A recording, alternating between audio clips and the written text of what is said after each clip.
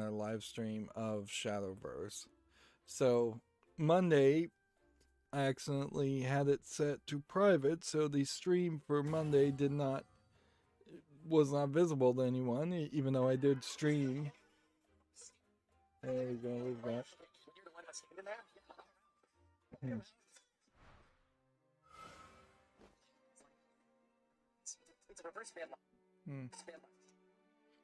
Sorry about that. Let's just start all over here. My phone was having trouble, to say the least, with YouTube, and so I had a YouTube video that looked like it wasn't going to start playing, and then I closed my phone and it locked, and then it decided to start playing. So yeah, anyways, the Monday stream is now public, so go check that out after this stream. Not a lot to happen that day, although I did have a AFK moment, certainly in that stream too, which that seems to happen more and more as I age, where I'm just running off to take a bathroom break. But yeah. For the accountability section, and in general, one of the things I want to do is have some leftover stuff happen, leftover games. So particularly on Friday, I think we're gonna go kind of at a hard out, closer to 2.5 hours instead of going 3 hours, and making sure all the games that we talk about are done, because Monday's streams are just consistently a little short, and that kind of sucks. Yeah, I've made some tweaks on my Wi-Fi where it kind of is better, but not exactly. Instead of just hard failing, it kind of tries a little bit more. Honestly, I still think a lot of it is just my phone. And if I could find 5 seconds in which I'm not buying something else, there's been just a ton of slickdeals.net sales in the past couple days. I would start to think about saving up for a new phone. Let's see. Yeah, I was talking about the accountability section. We need Swordcraft or Shadowcraft and Arena Run. So let's start with that. And then we also would want to open some packets. So let's start with that.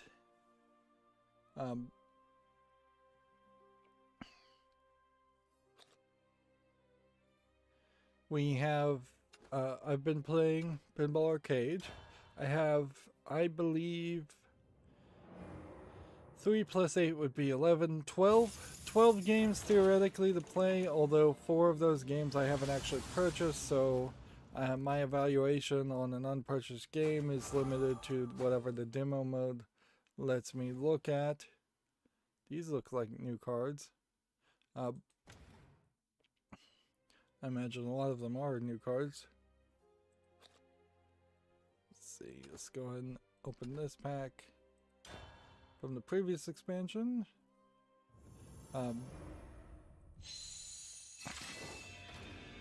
Let's see.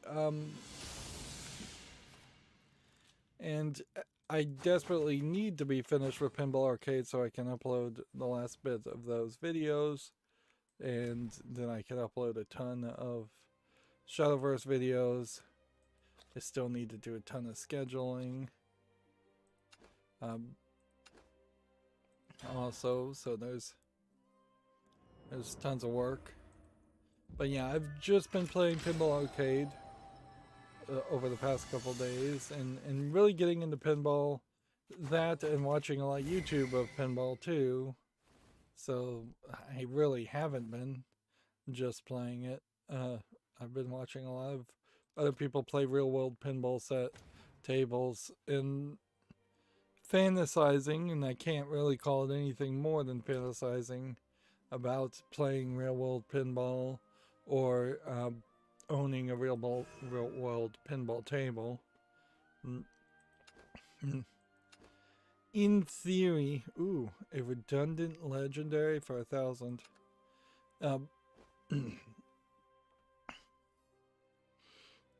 In theory, I have enough knowledge and skill to maintain a pinball table, but I don't know if I have the energy or the money really to maintain a pinball table.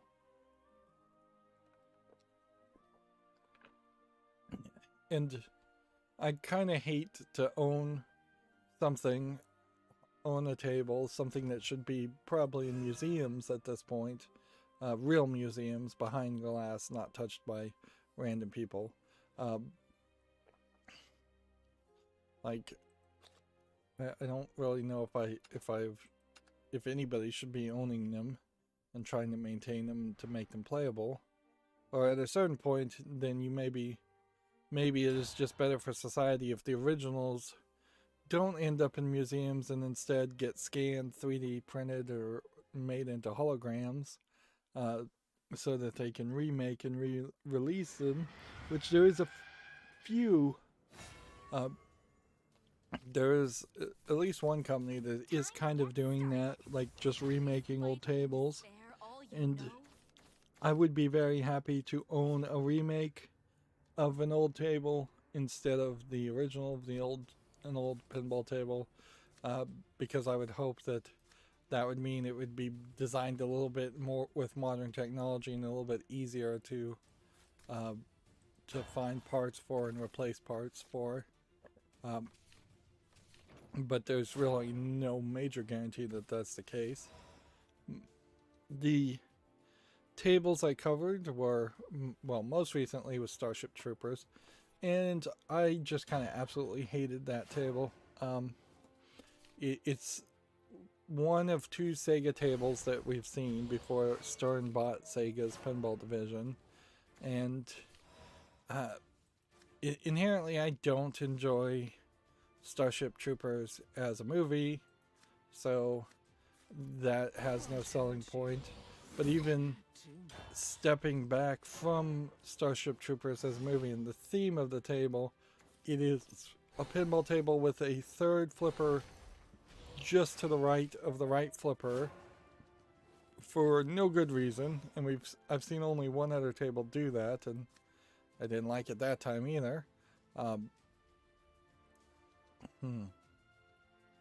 20 different cards with different names on your deck. Well, apparently I don't have that. So, I have no idea why that card is in play. Starship Troopers with that third flipper is wider, so the slingshots are further apart, which ruins the expected experience you would have for any table, and it leaves this lower playfield just completely empty, and then the rest of the table really does not make up for that in any way, because then the next everything in the upper playfield is really just a loop to the left, a left ramp, a center lane shot that just bounces the balls into 3 pop-up bumpers with like 3 rollover to spell bug, and then there's a ramp to the right and a loop to the right. There's one far left sinkhole, and that's about it.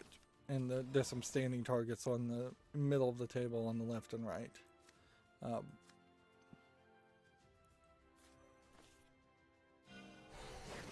So I was just kind of thoroughly unimpressed with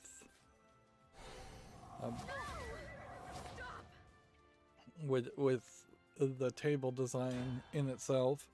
It has a pop-up brain bug from Starship Troopers that is just this like square toy that pops up, and you hit it and you knock it back down, and there's nothing special there. It's a giant waste of space. There is a pushback multi-ball target that you have to hit 3 times to push it backwards to start the multi-ball, and it takes a huge amount of space also. Do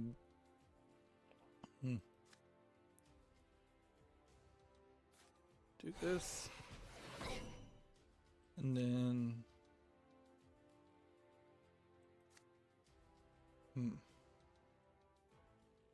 then what?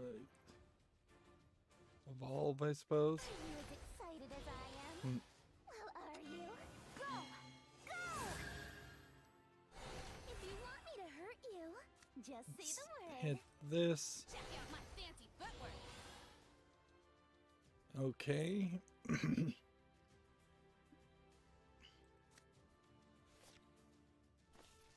Well, I boned that up, I think. No, yeah, I did. I could have attacked. I could have attacked and killed that after the fact. There's like no new voice lines in Starship Troopers, no callouts, no new character telling you where to shoot or what to aim for. All you're doing in the 5 modes, there's like 2 multi-ball modes, and then there's 5 planets. Each planet gives you a number of bugs you have to hit. The bugs correspond to a bunch of standing targets of different colors.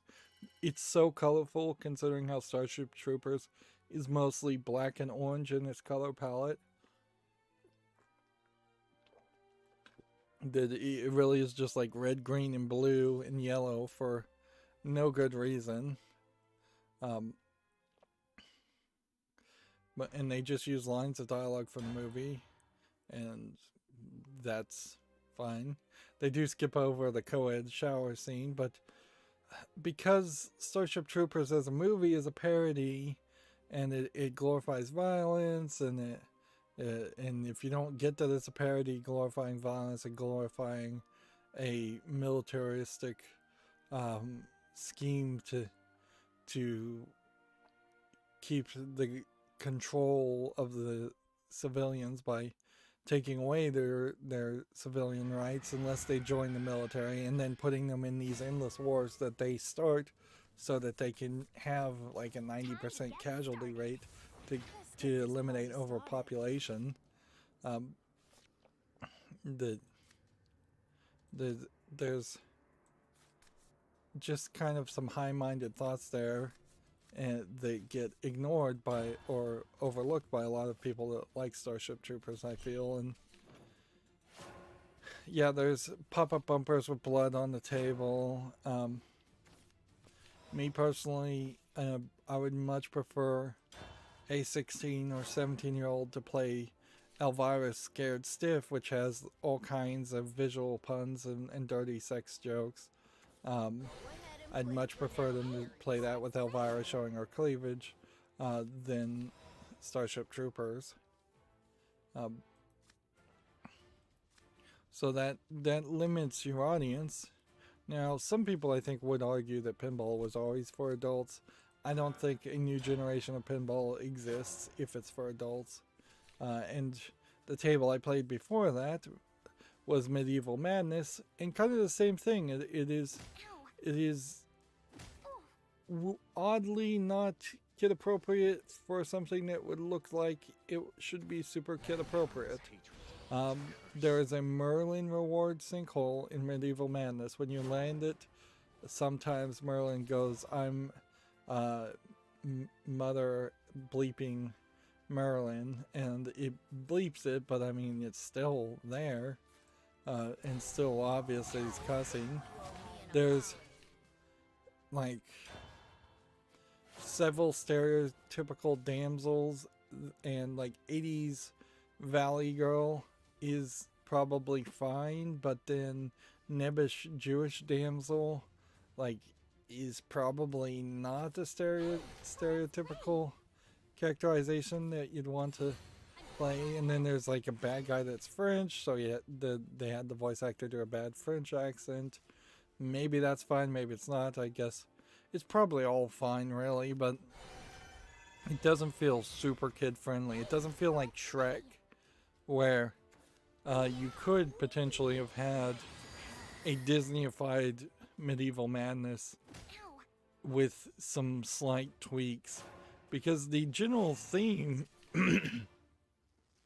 is actually pretty good for Medieval Madness. Now, the shots on Medieval Madness as a table are not as good as I'd like them to be, and that inherently is why I don't feel like Medieval Madness for my personal list deserves to be in the top 10, because there just are several shots that are incredibly difficult to pull off.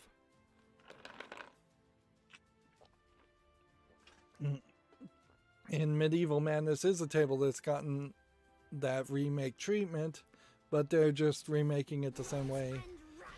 They're just re-releasing the same thing, basically. They're not changing any angles or improving upon it. And I think a lot of pinball tables with tweaks and modifications would be a lot better.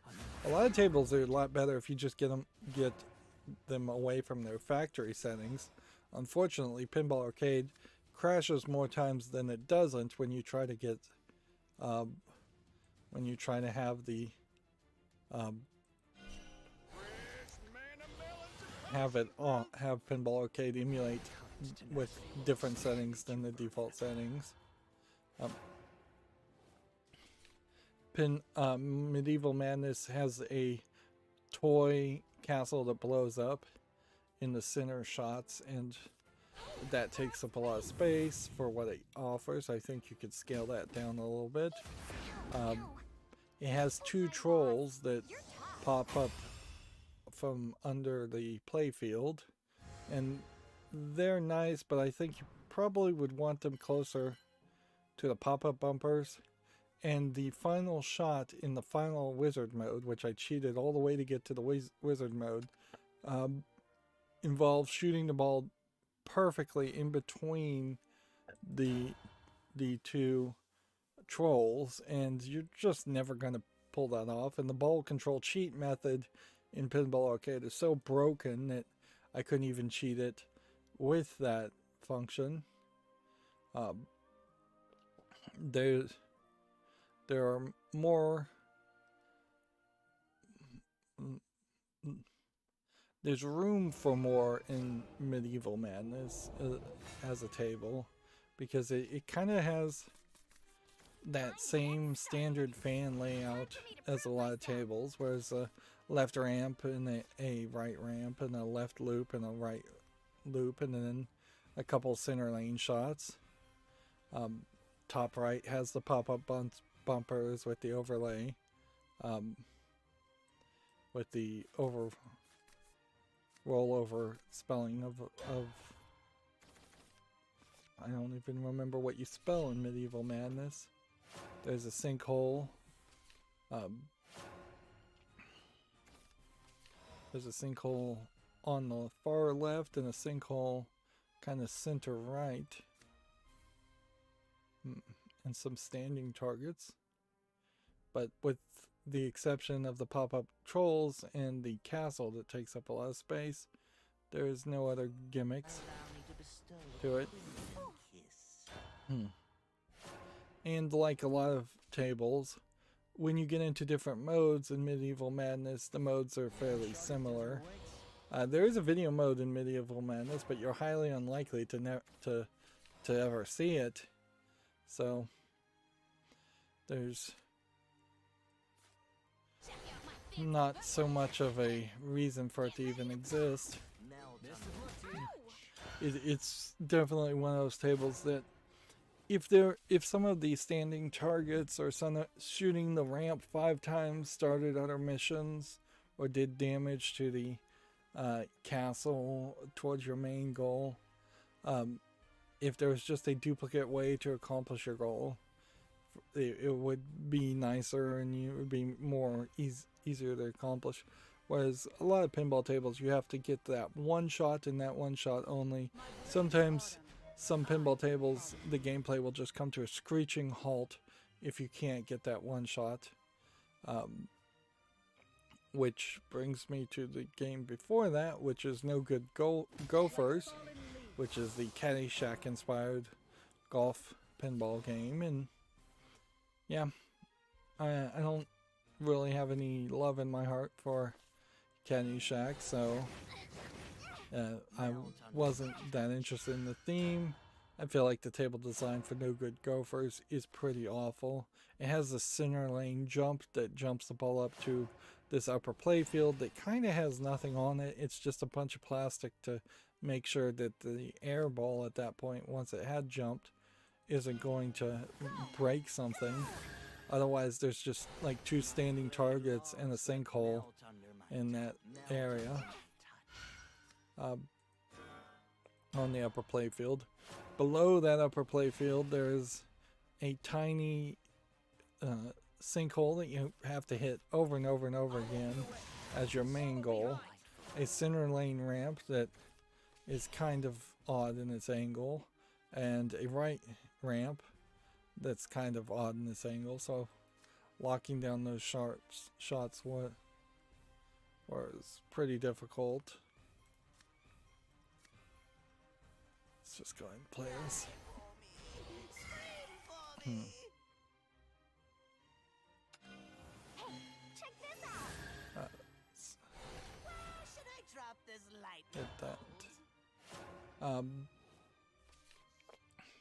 The center lane and right ramp have sneak in ramps that will raise up, showing 2 gophers, like the 2 trolls in Medieval Madness. You hit the 2 gophers to knock them back down, then you shoot the ball behind where the 2 pop-up gophers were that are under the ramp to sink the ball to lock ball 1 and 2 for multi-ball. Let's see. Guess we do this.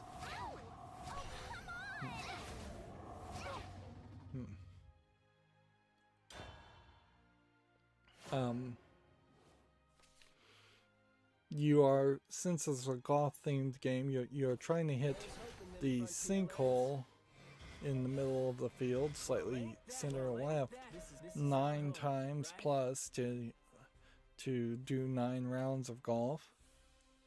Then there's a sideways ramp that you can only hit with an upper right flipper. And then there's a kickback that kicks the ball, and you'd think it would hit to the upper right flipper, but it actually is so random where it bounces the ball, unlike every other kickback I've ever seen, which is incredibly consistent as to where it kicks the ball, that sometimes the kickback will hit the right flipper and bounce away. Sometimes it'll go all the way up the right loop that feeds into the upper right flipper. Sometimes it will just bounce in all kinds of different places. On the sides of No Good Golfers is a blue transparent plastic upper rails draining to the in lanes, which I don't know why it's blue. There's a lower left sinkhole, like the other 2 games. They're really copying each other a little too much, back to back. And there's like a secondary sinkhole to the left that shoots the ball across to the right where some standing flippers are.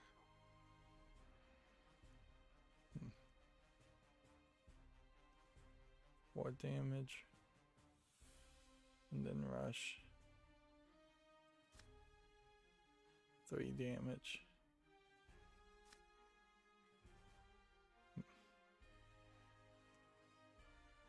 2, 4 damage. 6, 7, 8.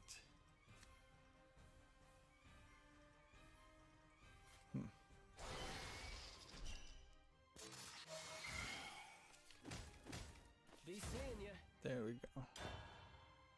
Guess that was our best bet. I think it might be hammer time. Yeah, there were some other things to No Good Gophers. There's like 3 really squashed pop-up bumpers on the left, and there's a ejector at the top that seems to be the only ejector in the game. and it ejects it to the pop-up bumpers, and then when you're at the bottom of the pop-up bumpers, there's this incredibly tight 2 pegs that the ball has to lose all momentum and bounce in between until it slowly rolls down into the 2 in-lane lanes, which there's really no reason for there to be 2 in-lane lanes for no good gophers. It is just another table that unfortunately is not quite that great. And then before that table, I played, I think, Circus Voltaire, which is a fairly empty table. It feels like what it should have been is a Cirque du Soleil table if you were going to make a modern version of that, and you'd have like video of some of the Cirque du Soleil plays playing. But it's like this French style circus, and there's on the right a loop all the way around to the left, and then further to the right of that in the lower right are 2 pop-up bumpers, and then there's a hidden in the ground 3rd pop-up bumper that you have to trigger to make it pop up to make a triangle as far as 3 pop-up bumpers. To the right of the right loop is a horseshoe, and inside this horseshoe is 3 standing targets that you have to hit to light, and when you do, a magnet in the center of that half circle area will grab the ball, and when it grabs the ball and it's been spelled 3 times, it raises that entire center part of the playfield to reveal it's the top of the hat of a ringmaster, which is this kind of Jack-in-the-Box character. It looks like the Green Goblin, really. And it's attached by a spring, and it shakes all over the place to eventually release the magnet and have the ball released somewhere on the playfield. And there's several different places it can fall, and so I imagine that probably eventually chipped a lot of pieces of plastic. To the right of that whole mess, which is just like the entire right half of the table, is the ringmaster. You have 1 ramp on the entire table that goes up, and then to the right into this secondary magnetic disc that can either shoot the ball back to a different ramp to lock the ball for multi-ball, or just lets it go all the way to the right loop, which inherently puts you in this loop where you can only go in circles and circles and circles to actually try and do anything. You can either hit the left ramp with the right flipper, or you can go to the left loop and then loop the ball around, and then it just ends up on the right flipper again. There's no way to make any shot where you're guaranteed to get it to the left flipper, which is almost fine because there are no shots on the left flipper for Circus Voltaire anyways. Far to the left of the on the left side, in the lower left side, there's a larger ball, kind of like a bouncy ball, that is inside a steel cage, and you have to just shoot the ball strong enough to either bounce that ball out of the way or just get lucky to avoid hitting that ball so that you can hit a single standing target behind it. But there really is not anything going on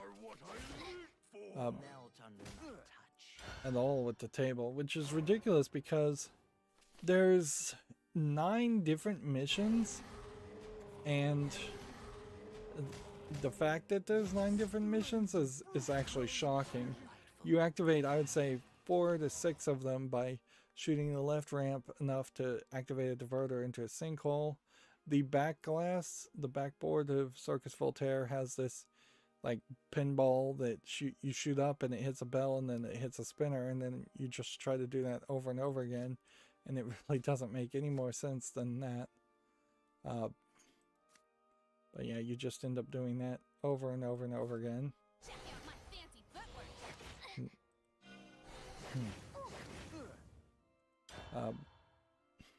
and you activate that by hitting the sinkhole. You activate a whole bunch of different modes by hitting the sinkhole. There's a few more things you have to do, which are fairly simplistic.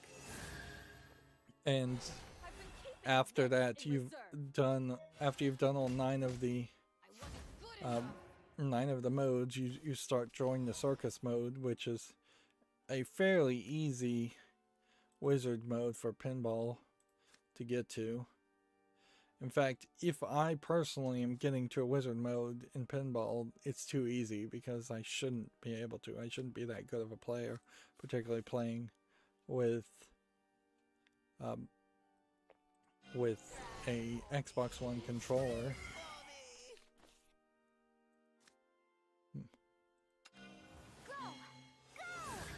Let's see. Should I drop this lightning bolt?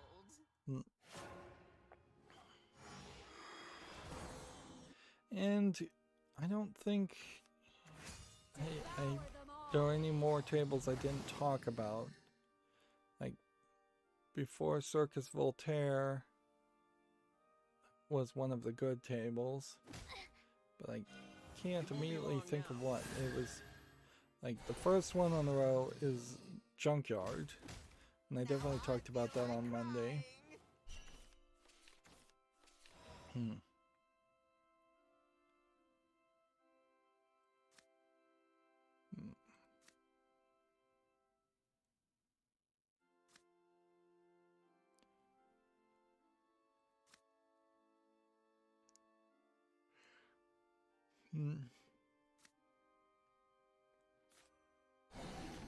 Let's do this. Do this. Do this. Do that. I'm starting to yawn. Yeah, I can't think of any more tables, so I think I've covered everything that I am going to be able to cover. I think I talked about them all.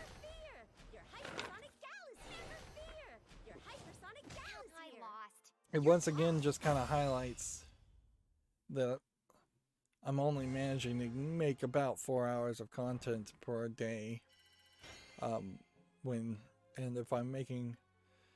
If I'm taking some days off and 2 hours to 3 hours of content is airing every day, it's very easy to fall behind, let alone the scheduling issue.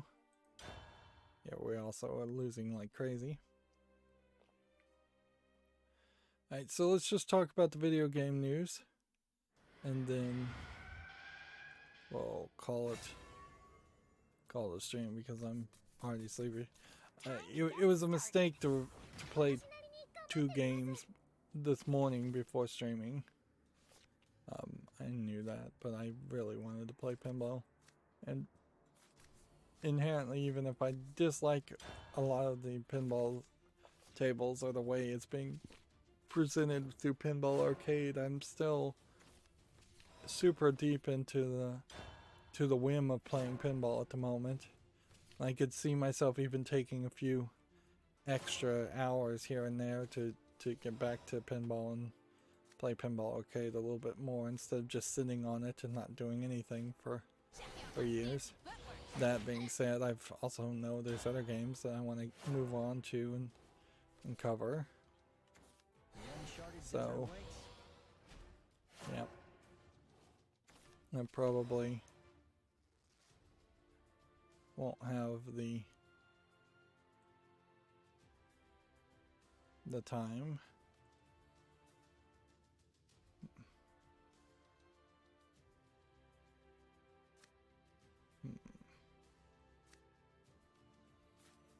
I won't hurt you too much. And then just attack there and wait, or play. Think you play.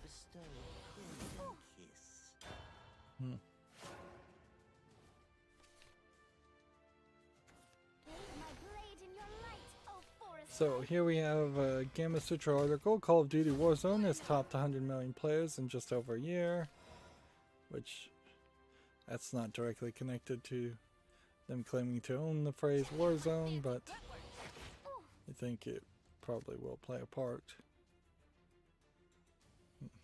Get ready to fly. Hit that. As promised. Hit that. It's natural for leaves to Meld. fall. Attack here.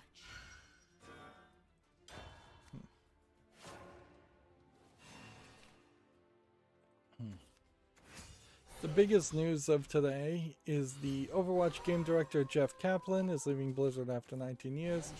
I think he also had some other roles in Blizzard, or multiple Blizzard employees have left in the past 48 hours.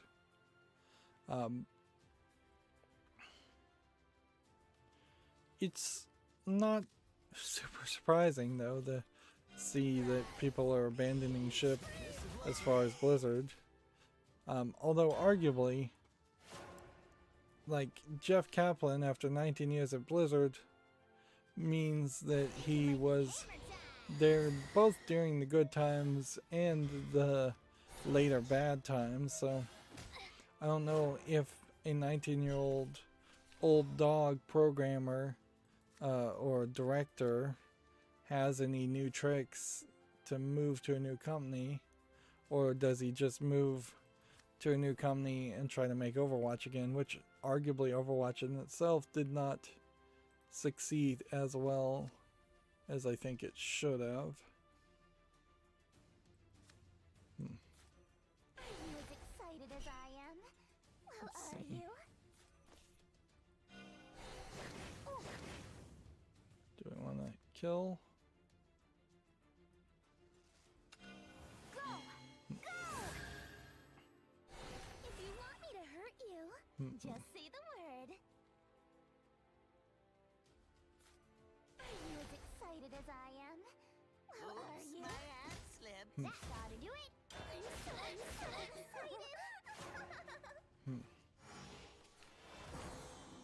So yeah, I don't know if it means anything. Dare you? How dare you? Well, we're also in this kind of weird position where a Blizzard may just not be able to succeed at all in modern times as far as video games are concerned. It may be that Judge versus, not vices. I'm gonna scoop out that your guts. we are now in a different kind of era where Microsoft and Nintendo are going to be the only companies that are big enough. Them and the Embracer Group are only going to be big enough, and maybe Tencent to actually make any games. And everybody else is going to go for smaller scale online type experiences or mobile type experiences. Like a fallen leaf. I lost. You're tough.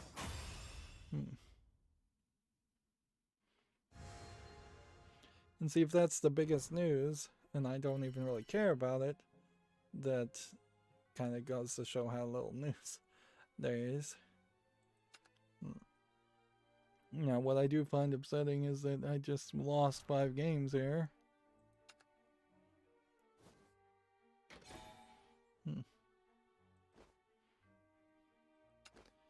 30 goals, not qualified for the final stage.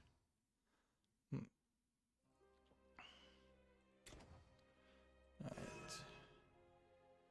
Let's come back home and check the missions and see if we can try something different.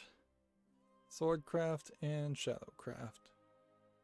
That was Bloodcraft anyways. Even if I had one, I would have failed miserably. Alright. Unranked. Rotation. Shadowcraft.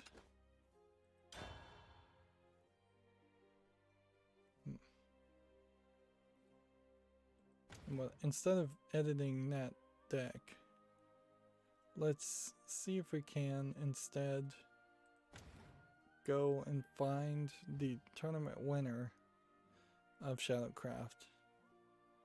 Tournament winning decks. Shadowcraft. This. Copy deck. And then, how many cards do I not have? 7. Okay.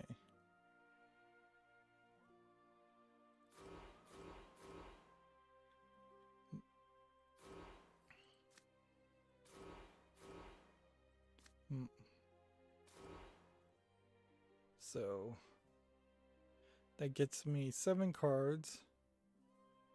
And let's just auto. You know what? That works. Let's see.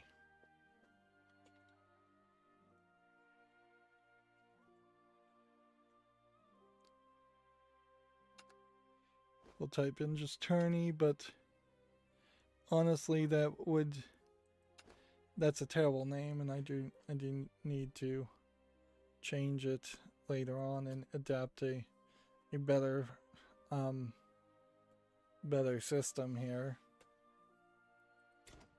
as to putting what month a deck is. That way we can, or what season. Alright, well, whatever. Ranked rotation. That gives us something different to try. And it probably takes us several steps closer to a decent deck than whatever random garbage I've built. Otherwise, as decks go. I wanted to put out Epic Game Store now accepts 13 new currencies. Here's the list, or you can check it out yourself if you're interested. I suppose that's news. It's not a lot of news. See, Gamma Sutra has a blog why I decided to go to a publisher after 10 months of single-handedly developing a game. Which, alright.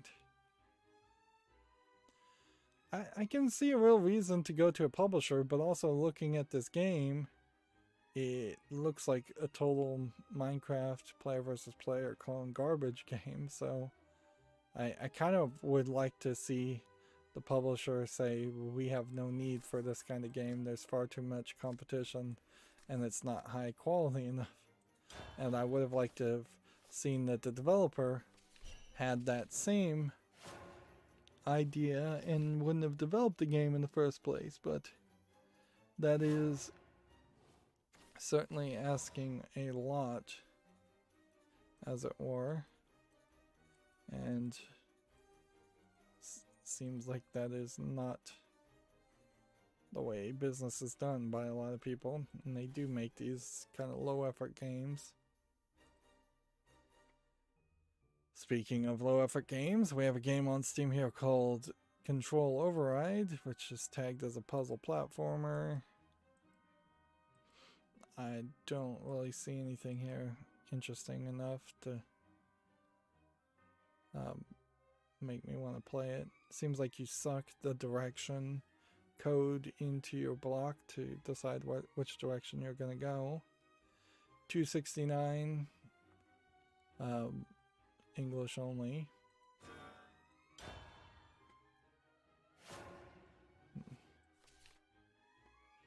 Let's see. TechRaptor has another article for Nutaku, the adult game platform.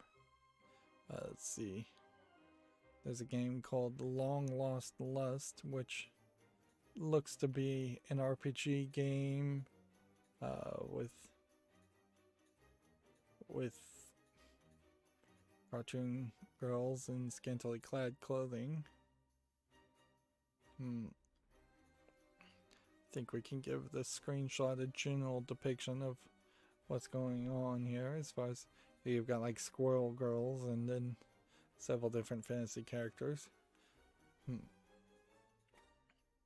I'm still playing College Days from Nutaku, but there's really no reason for me to be still playing it. I'm just Did my prayers fall wasting time. Hey, well, speaking of wasting time, at least it got me a free victory. I did it! I won! Which that is way more appreciated than you would think.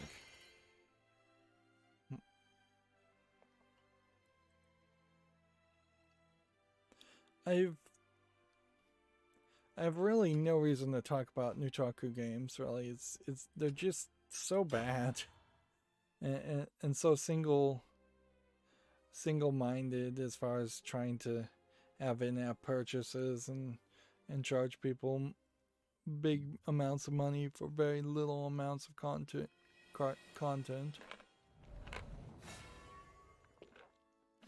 See, the irony there is that the parent company that owns Nutaku also owns Pornhub, and Pornhub, until at least very recently, really only had success in the fact that it was kind of like YouTube, where a bunch of random people were putting in a bunch of varying levels of content on their site for free, and thus anyone who goes to Pornhub looking for porn is deluged with good free content.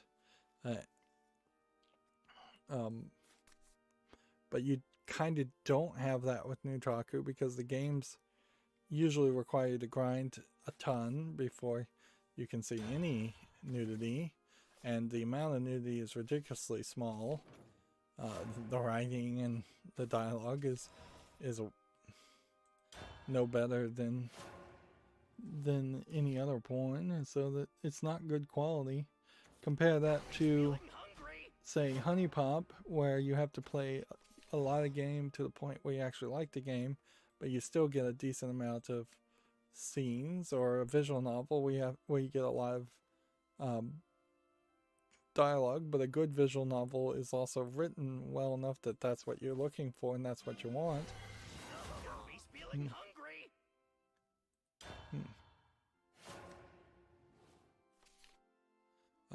Let's see, moving on.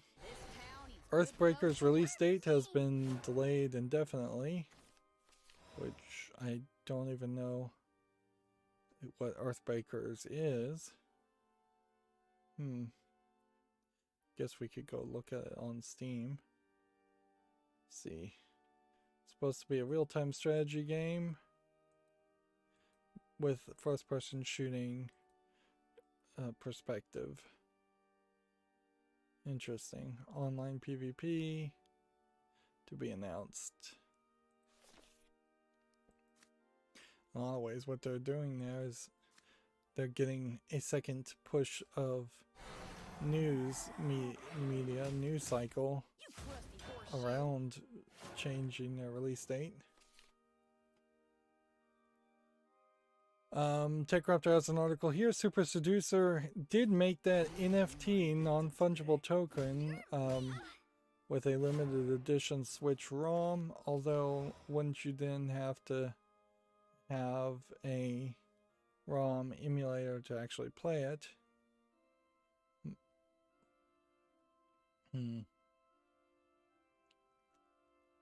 Which both Nintendo and Steam said they would not sell this because it had real-world nudity in it, and they just didn't want to go down that route, or real-world actors in it in close enough to actual pornographic manner that they would, that Steam would call it pornographic.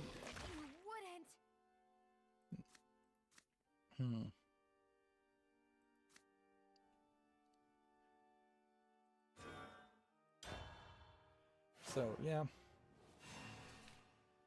He said he was going to do it. He did it. That doesn't, I guess, inherently mean anybody's going to pay for it, or pay anywhere as much as you would have to sell it for to make up the random amount of money you would have spent developing Super Seducer 3. Because I've seen the trailers of it. It's not like they didn't have cameras and they didn't have lighting and they didn't have actors. So there had to have been at least I'd say $10,000 minimum spent developing Super Seducer 3. And I wouldn't be surprised if it was, if the prices kind of skyrocketed much higher than that to $10 million even.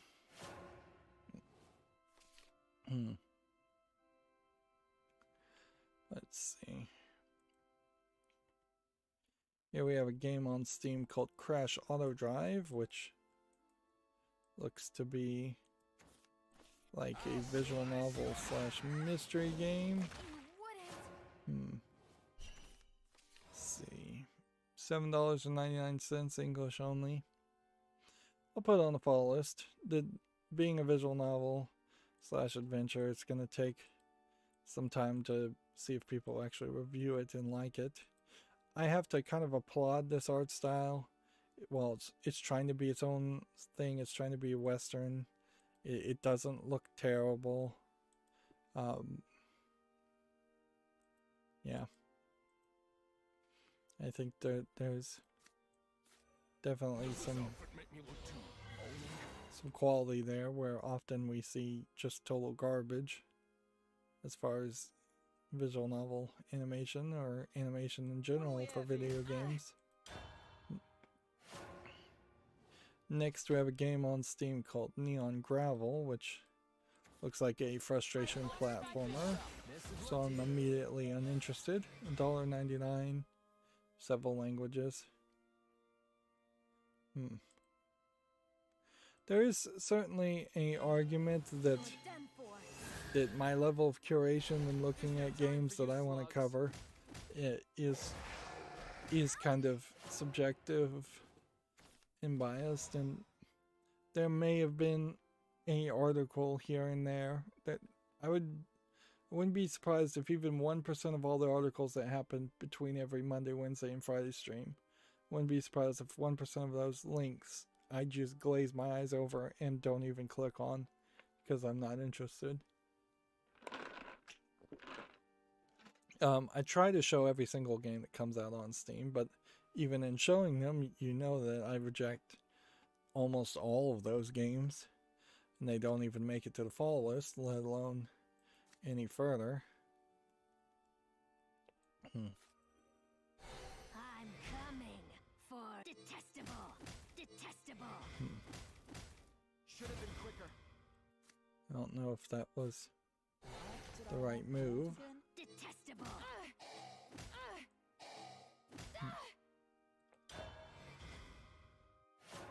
Let's see, TechRaptor has this article, Hobo Tough Life Storage Guide, which apparently is some game. But I'm not sure where you can even play it. It won't be long now. Apparently it's not out yet. Yeah, I don't think that game is out.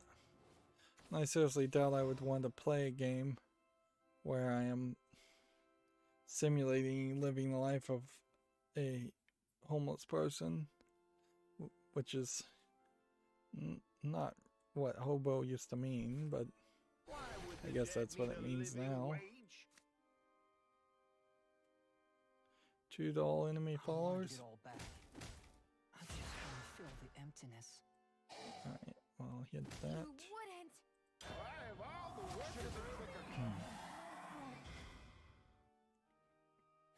See, Gamma Sutra has an article. Thunder Lotus Cozy Management Sim Spitfire has topped 500,000 sales.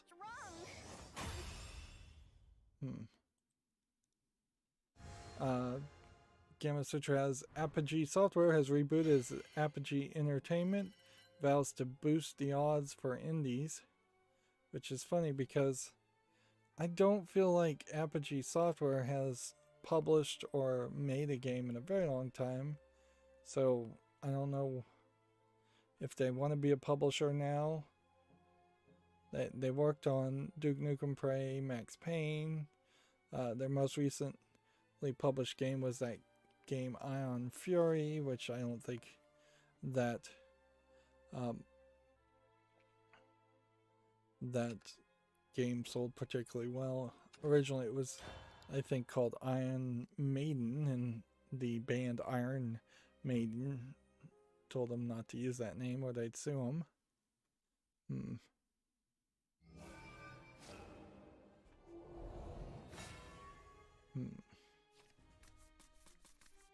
Mother, father, come on! Let's see. The company says it already has a slate of titles lined up, including a survival platform called Residual from a developer Orange Pixel. There might be a argument that Apogee Software, being one of an older company that has run video game businesses in the past, they might be better suited to be a publisher than just some random like company that hasn't worked in the video game industry before. But I think that's still a very big if. And if Apogee Entertainment is going to just publish indie games, then that is going to they may be very uninteresting indie games at the end of the day. I'm falling asleep. I should have streamed a couple hours earlier. Jeff Kaplan, when departing Blizzard, did name his replacement.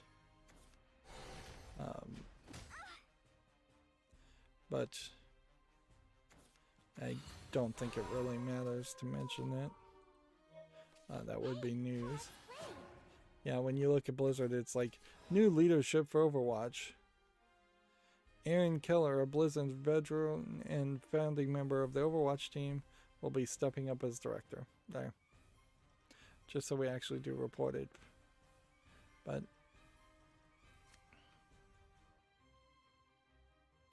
destroy a car. I want to get it all back. Ladies and gentlemen, I feel the emptiness. Necromancy 6, reanimate 4. Are you in need of medicine? Seek Matter has a Jay and Silent Bob Mall Brawl is coming to the PS4 and Xbox One on May 20th alongside a free update. I don't know if I really want to play a Jay and Silent Bob game. This does just look like a River City Ransom clone, which I think there's probably better ones out there. The problem in general with Jay and Silent Bob and the guy that plays Silent Bob anyways is he has this kind of, I hate to use the word entitled, but he has this nerd entitlement that ends up putting him in positions of influence or effect, and he just has no business being there. It's not like he has really any good opinions or ideas.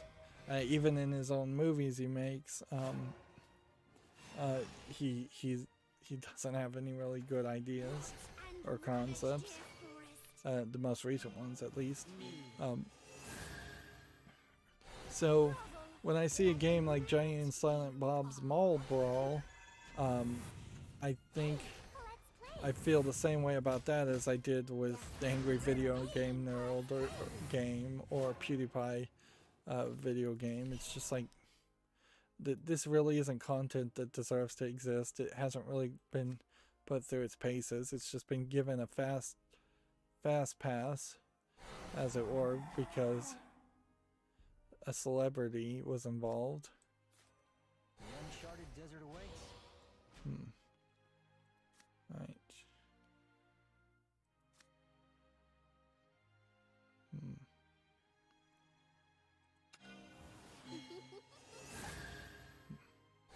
I'm ready for more. What do we have here? Hit that. mean. And then hit that.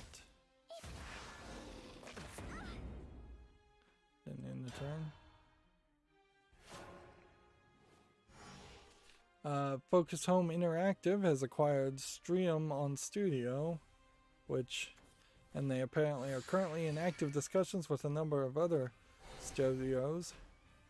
So this was the developer of Space Hulk, Deathwing, and Necromundia hired Gun. The question I would like to know more about is Focus Home Interactive is a name I recognize, but I don't know what games they've actually made. So Why would the dead need a living wage? then in that.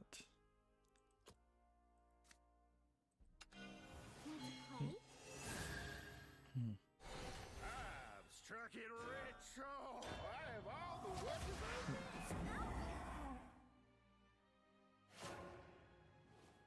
Let's see what games. Focus Home Interactive is a French publisher, which more and more a lot of different companies around the world are acquiring other companies around the world. Let's see. They have Hired Gun, Curse of the Dead Gods, Evil West, Shady Part of Me, Warhammer Storeground, Hood, Outlaws and Fiends, Insurgency Sandstorm, Shipbreaker, Hard Space Shipbreaker, SnowRunner. There's these images want to load. Necromundia, Other Side, World War Z, The Surge. I think World War Z wasn't particularly well received. Farming Simulator 19, Vampire not very well received. A Plague and Tale, Innocence well received, but not perhaps purchased well.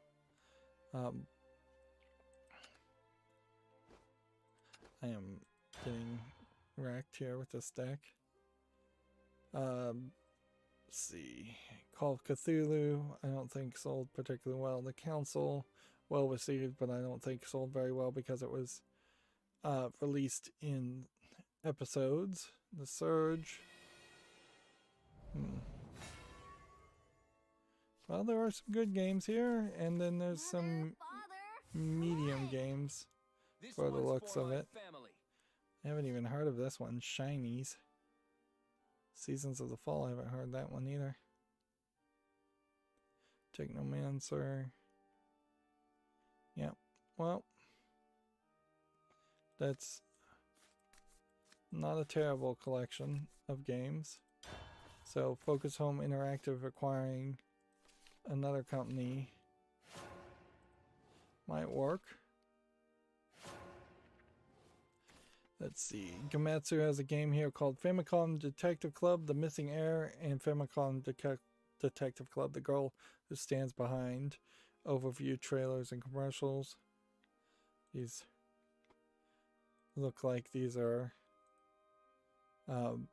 either re-releases of old mystery games / visual novels, or these are new games being called Famicom. I have no reason why it would be called Famicom Detective Club, though, because the Switch is just called the Switch. So that this would almost mean that it would almost mean that there's this long-running Famicom Detective Club series that I've just never heard of, and maybe that truly does exist, but that would be kind of shocking to me if it did.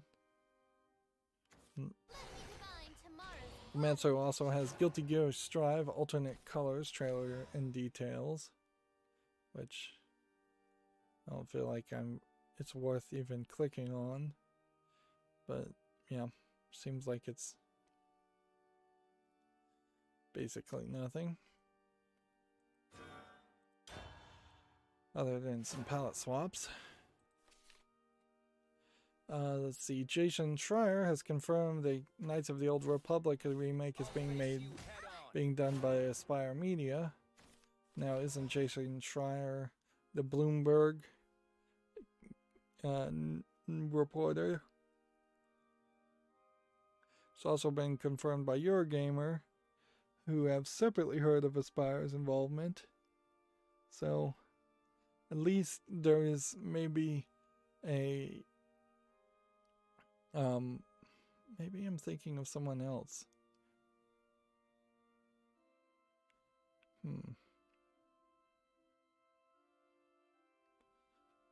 I must be thinking of someone else because Jason Schreier does not strike me.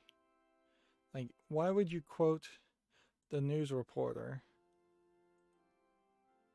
Let's see. No, he is a journalist. Yeah. Journalist. He worked as a news reporter for Kotaku before then. Yeah. It's weird to make a journalist the source of information, and that does just show the lack of, like, professionalism in video game journalism in general. Let's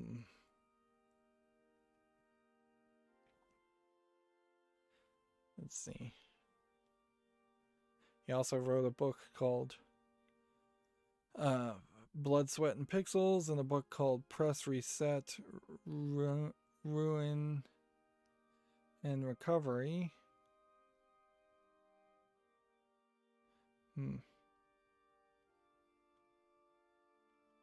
Yeah, it's weird to use him as the source.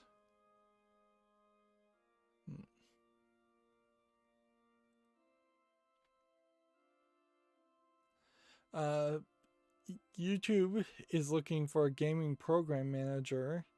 If you want to live in LA and you want to work for YouTube, or New York or San Bruno, but they want you to have a bachelor's degree and 6 years relevant program management experience and 6 years experience in the analytical role. Experiencing generating reports using SQL, Business Intelligence Platform, Data Studio, never heard of that, or similar query language. Experience working alongside legal drafting agreement terms, which that's unlikely that people would have both of those. Passion for gaming and understanding of trends of the industry, and proficient in Google Slides, the ability to create compelling narratives. So do you have to show Susan Wojcicki everything in slideshow format, I wonder?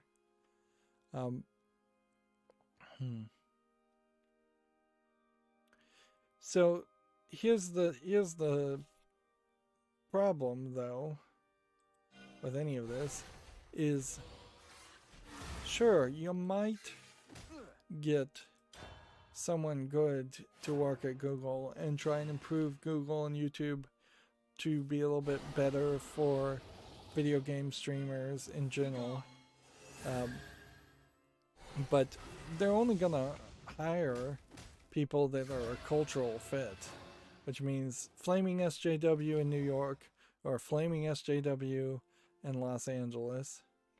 And even if you secretly snuck in and you weren't the biggest of the biggest flaming of SJWs, let's just say you were a fairly normal, average liberal, you still probably would have to pretend to be a flaming SJW, and any move or change you try to make to not push social agendas that often get pushed by flaming SJWs would be stifled immediately. It won't be long now. Or, you know what? Drop the whole SJW thing. Let's say you go in there and you just try to improve YouTube in any way whatsoever. There's a high chance you get stifled in general because it doesn't make money. YouTube now doesn't make money. Anything that you have to do to make YouTube potentially successful is not going to make money. You're going to have to wait a good decade, I would imagine, to reestablish YouTube as the place to be and the place everyone wants to be before you could even start to try a monetization method. The thing to do to fix YouTube is to get rid of the double ads, and get rid of the algorithm that is promoting watch time and promoting video to put ads behind.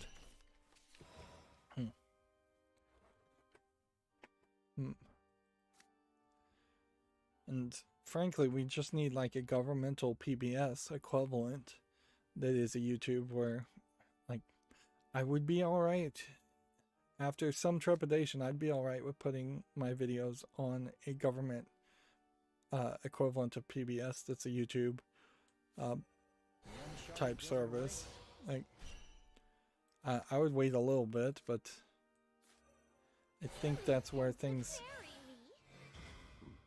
probably would have to go, is that it would have to be publicly funded, so it was like free speech platform by law.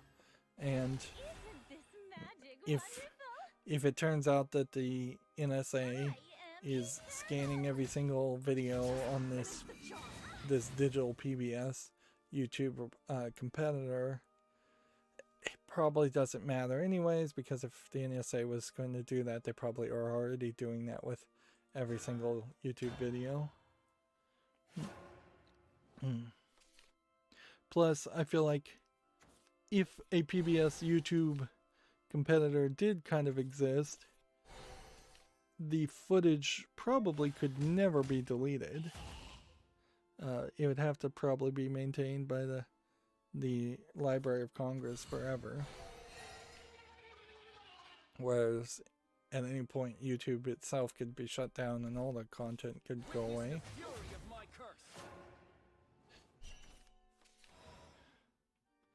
Anyways, moving on, we have a game called Iron Commando, which looks like an MS Paint platforming shooter game.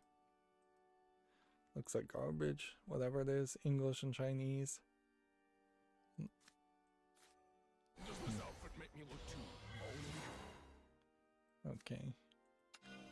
I'll show you. Hit that. Hit that.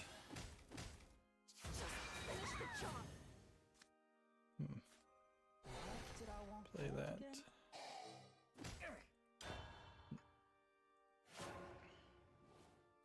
See, next we have a game on Steam called Silicon Dreams Cyberpunk Interrogation, which looks like it might be too much of a text-based game to interest me. But maybe not. $13.49 English and German. I'll give this a chance to put on the fall list. It is definitely stealing from Blade Runner, or interrogating robots, but that doesn't mean that it's bad. Okay.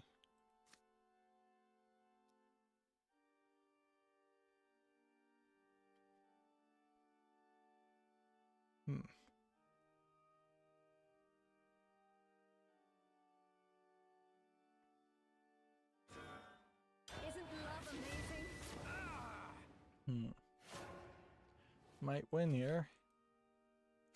Let me find tomorrow's water pressure. See, next we have a game on Steam called Dear Future, which is tagged as a photo editing game.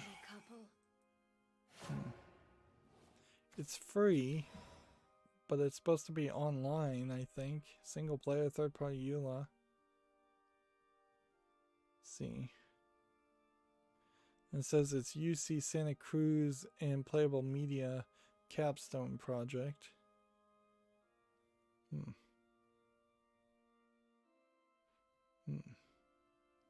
After the first season ends, the next player will inherit the camera and continue from where you left off. Yeah, this feels almost like a a social experiment in the wrappings of a video game. By the time I got around to potentially playing this, I don't think I'd be interested. Honestly, this just really looks like an asset flip game more than anything else.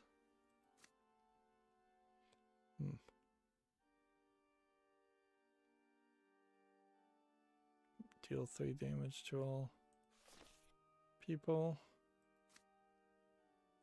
You look kinda haunted. No, literally. Let's hit this. There is no escape from the apocalypse to come. Did I want gold again? Yeah, I've lost. See, next we have a game on Steam here called Flip Out, which looks like it's an attempt at a pinball game using a crab. And looks like it's pinball and Arkanoid and several, maybe another game. Yeah, that doesn't look interesting at all. $14.99. The truth is, Can I hold you too? Strong. I would have a real hard argument to buy any kind of pinball game on Steam at this point, besides the re-release of Pinball FX, because Visual Pinball being an open source software and potentially the ability to just emulate or find someone else who's already emulated old tables that are effectively abandonware at this point, you're in a weird position as far as how you would justify or define abandonware on a physical pinball cabinet. But when these cabinets only had 1,000 made in 1985, that's pretty much abandonware. Even then, like, not by modern standards, not when you see games do well when they sell 500,000 units. It's a lot easier to sell 5,000 digital copies of a video game than it is 5,000 units of a physically built pinball table. But also, with the exception of Stern, every other video game company that had made pinball tables in the past is out of business. So it really is just some holding company that is holding the rights to a pinball table, if anybody is actually holding the rights to a pinball table. Like, arguably, all of pinball, with the exception of the very brand new tables, was abandoned in the 90s, late 90s, when it collapsed.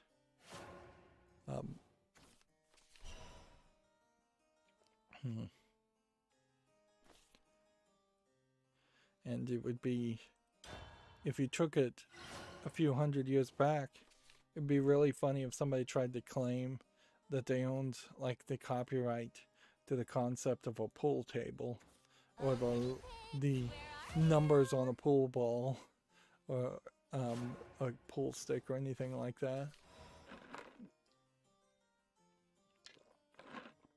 And arguably, without having copyright, society was much better benefited by pool existing and people being able to play pool than a single company stopping people from building pool tables.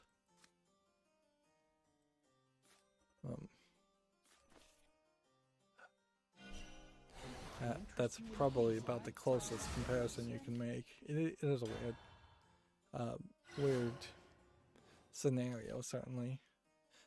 Like, if the Model A car, if you tried to build one from scratch right now, would Ford really try and stop you? Would Ford really have the rights to try and stop you as far as a copyright claim? I mean, should Ford have a copyright on the Model A car? I think most people would argue no, they shouldn't. Whereas Ford obviously would argue the opposite.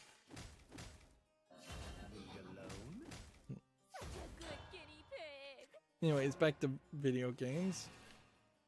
Bakery Shop Simulator. Well, this does look pretty, and they've asset flipped a lot of bakery goods. It's probably not as many bakery goods as you'd need. This is still just a simulator of doing someone's job for $12.74, a bunch of languages. I also feel like you almost need an algorithm to decorate bakery and pastries, so it's more randomized instead of looking exactly the same. But that's a level of detail you would only really need in a simulation of bakery shop. It's not something you would need in just the general depiction of a pastry in a video game.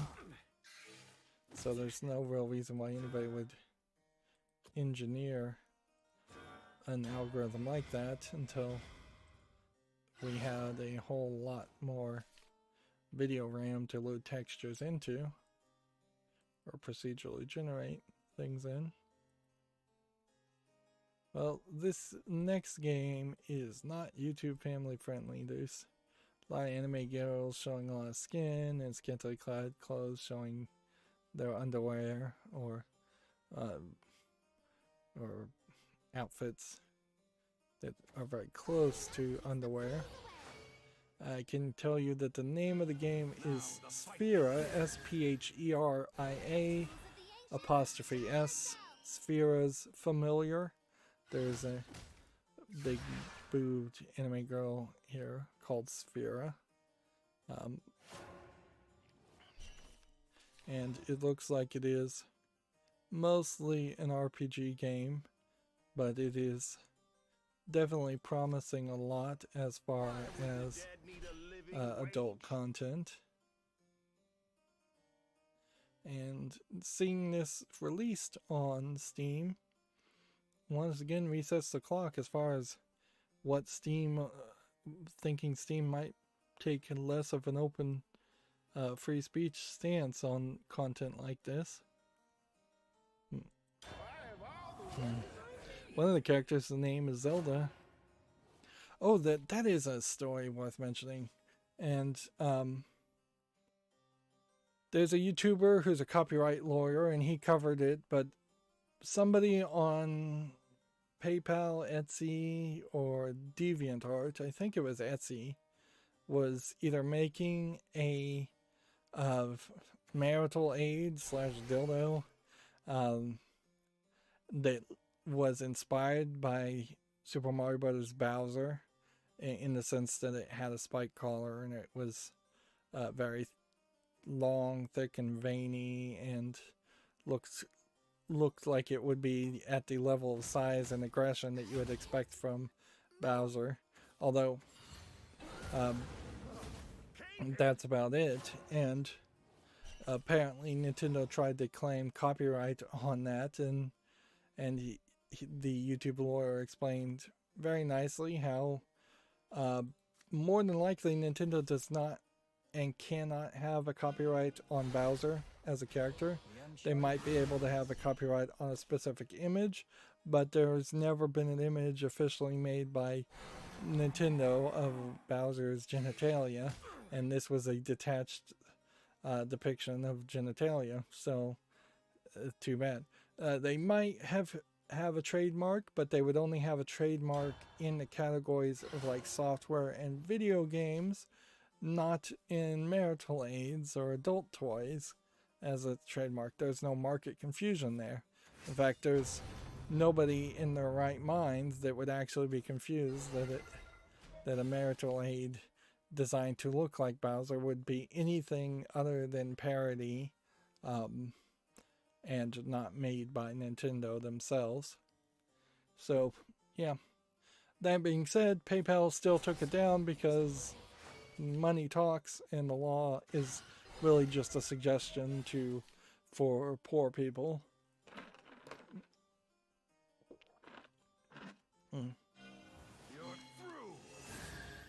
And inherently, that also creates the Streisand effect, where now more people are going to be talking about Bowser's dong than would have ever even heard about it or known about it before that point.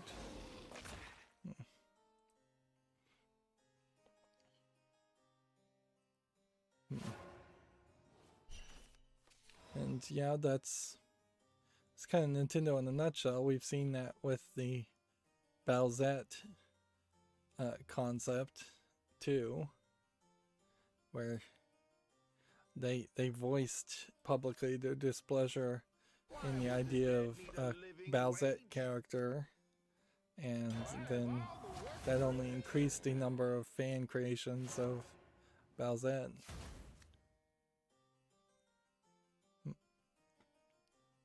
Moving on, we have a game on Steam called Crazy Indian, which may not be appropriate in 2021 to use as a title. It looks like it's a fairly generic platforming game. It doesn't look particularly interesting. 59 cents, English only. Yeah, not seeing anything there of interest.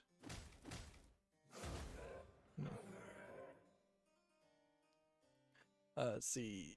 Kimetsu has Story of Seasons Pioneer of Olive Town DLC trailer for April 2021. Which, okay. Marvelous Entertainment. The animation style on the stills is not quite connected to the CG animation style of the game itself. It's a weird animation style because it's kind of halfway towards that chibi animation style and halfway towards more of a standard 3D anime character. I long for you.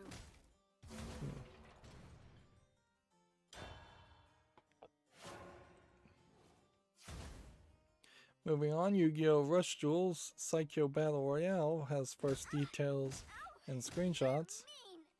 I did hear that apparently there's a major rush of scalpers buying Pokemon cards these days. Apparently the bottom fell out of sneaker scalping.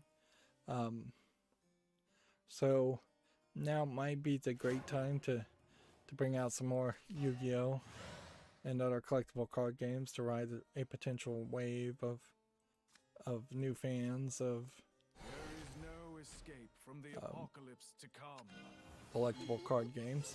I imagine kids are also fairly bored at the moment, so I could see them getting into collectible card games as a new pastime. Let's see, Komatsu has the Famitsu review scores for issue 1690. Apparently, Deus Beyond Chaos for the PlayStation 4 VR is given 36 out of 40. Maybe PlayStation VR games are reviewed a little bit higher because there's less competition. Whereas R-Type 2 for the PS4 and Xbox One and Switch was given 31 out of 40. Not a lot of competition. Yeah, it does not really feel like Japan is back in the business, really, as far as video games, and I would say the West is not back in business as far as video games either. A fantasy narrative game called Grotto has been announced for PS4, Xbox One, Switch, PC, and iOS. Just about everything. Apple announced some new hardware, but I don't feel like Apple new hardware has anything to do with video games, in all honesty. Grotto here might be good, and that teaser really didn't show enough for me to be able to tell. The uncharted desert awaits. Right.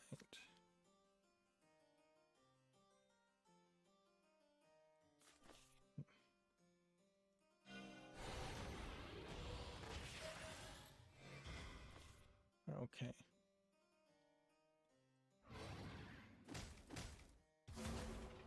You disappoint me. This is grave.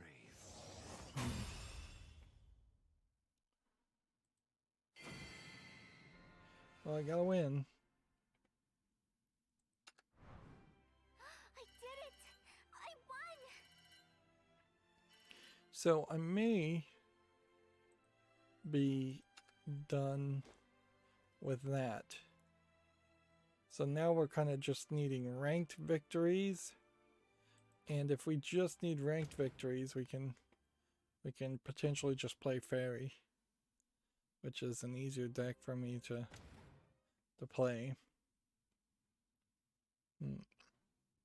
Meanwhile, while that's loading, we have a game on Steam called Gladiator, which is yet another gladiator arena simulator.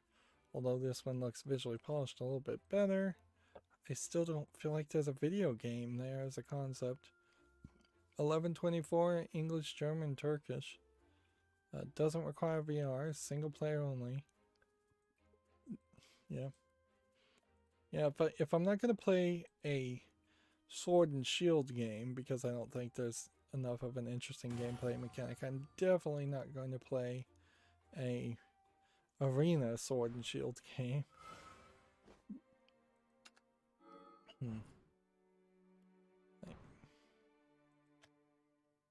Like that game For Honor, for instance.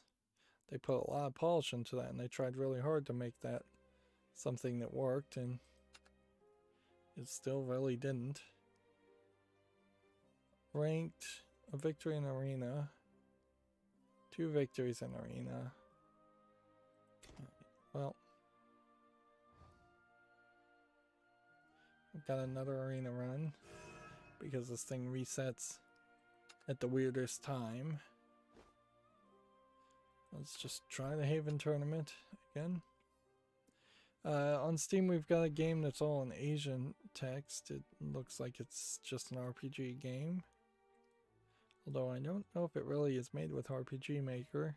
$2.39, Chinese only. Doesn't look terrible, but of course I can't cover it if it's not in English. Gametsu has Almighty Kill Your Gods launching early access on PC on May 5th. Which, do we have a trailer? No.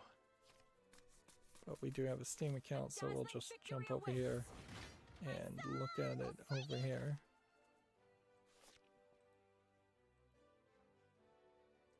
Looks like there might be something to this, but it also might not work well at all.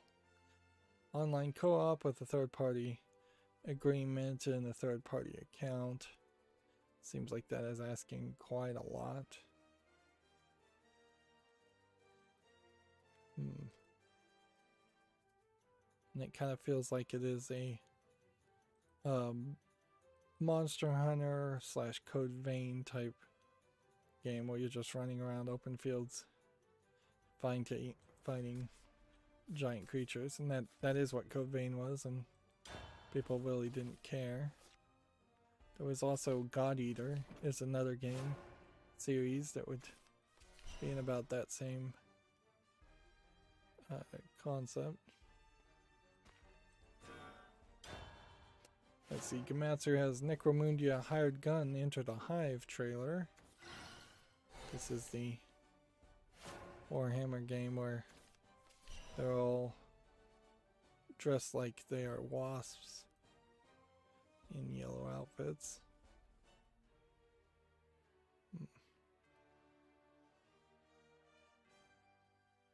There might be something to this game. Unfortunately, I just don't have a lot of faith in it at the moment because every Warhammer game up until this point has kind of sucked. So this one really would have to buck a trend.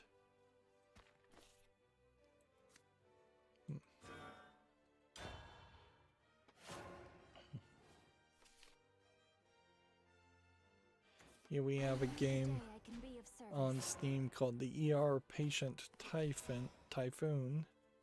It seems like you're playing as these armless monster creatures.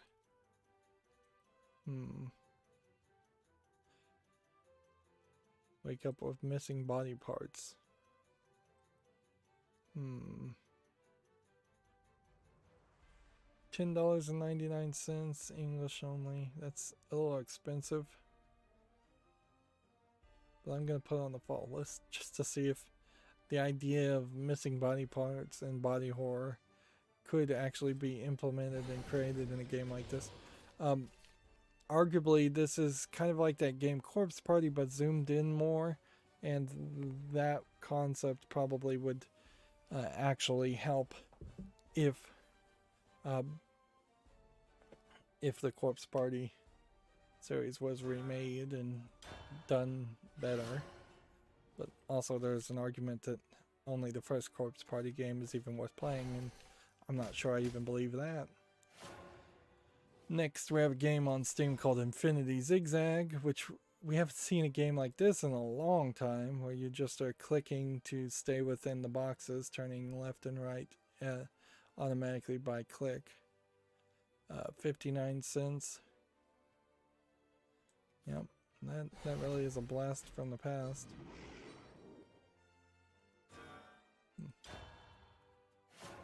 But that, of course, isn't a game actually worth playing. Next, we have the Far Kingdom Hidden Magic, which is just a hidden object game from HH Games, so it should be about $5, $4.49, English full audio, way cheaper than the $12 that Big Fish Games always asks. A game called Retro Machina launches May 12th. Do we have a trailer here?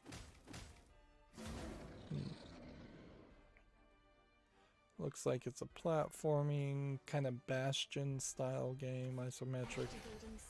I assume you're gonna fight people and hack and slash at people. Maybe not. Maybe you're doing more puzzle mechanics and just controlling things. Yeah, there's a little bit of fighting too. Yeah, that looks interesting. It's coming to the PC, PS4, Switch, and Xbox One. Smiles are the best medicine. And do we want to evolve? Or do we want to heal? Just as well. Let's see. A game called The Longest Road for PC and smartphone launches May 20th. Which seems to be anthropomorphic animals drawn in a very unique pencil sketch style. I don't know how that style translates into actual gameplay though. Narrated by song, and it is just like pixely. This might work. It at the very least looks different.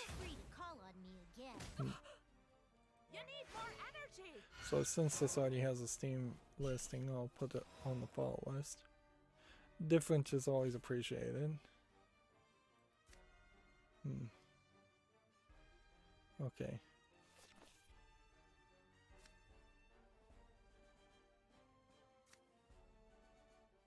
Can I do anything to save myself? Other dimensions beckon.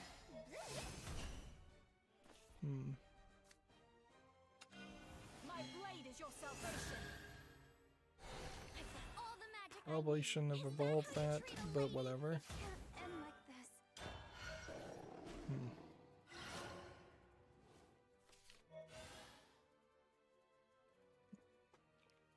Yeah, we have a game on Steam called World Splitter, which we've seen several games with this concept, and so far we have yet to see one that actually caught my attention.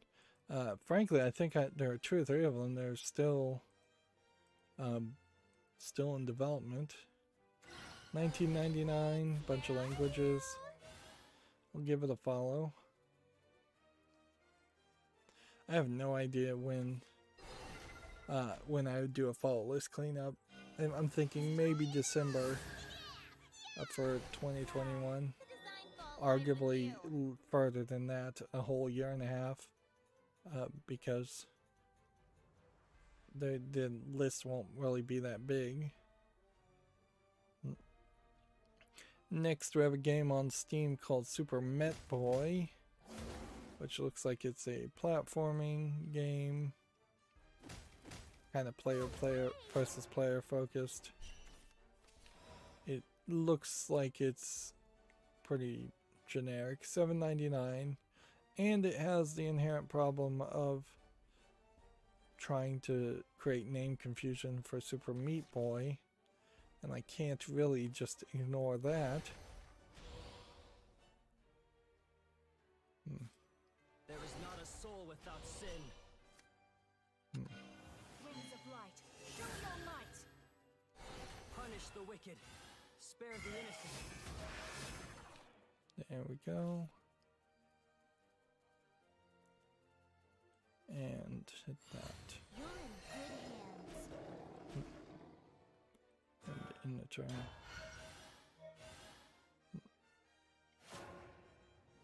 So yeah, I don't think Super Met Boy deserves to be on the poll list. Next we have Quest for Karinith, which feels a little too asset flippy. I kind of like the animation style of this guy, but this guy doesn't look that good. It's a little too dark. Looks like you're just crawling around the same dark dungeons, swinging hammers and grinding. Seems like you do some mining and forging also. $12.74, English only. Yeah, I just don't think there's enough visual polish there. Next we have a game called Laser Shoots, which looks like nothing. Player versus player laser shooting, top-down twin stick shooting, free to play, online PvP. System interface subroutine. Let's see.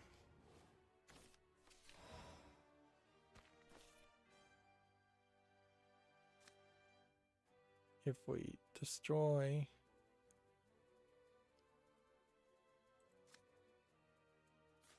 I think we want to put that on the field.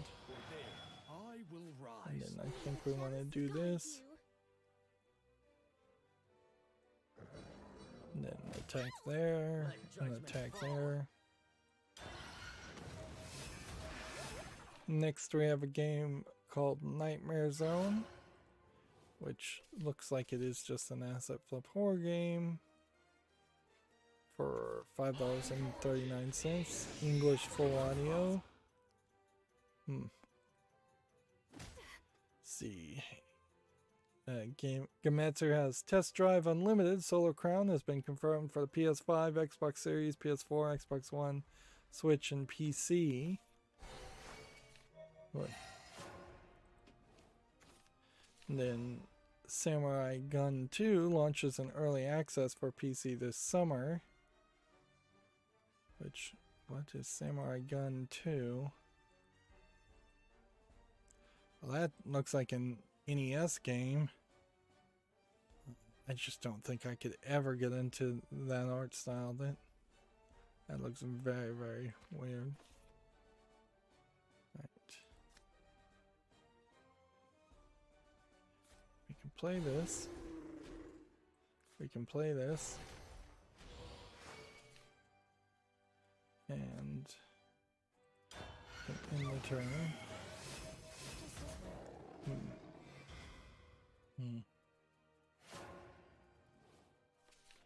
Let's see. I have a mission. Yeah, I almost didn't even open this tab. Just got wrecked by 10 damage. Yeah, I almost didn't even open this because I'm just so not interested in Life is Strange, True Colors, or otherwise. So the opening sequences here, or Alex's opening scene, like, I guess you could jump through it, but seems like she is just emoting and talking to the screen, and that's all it is.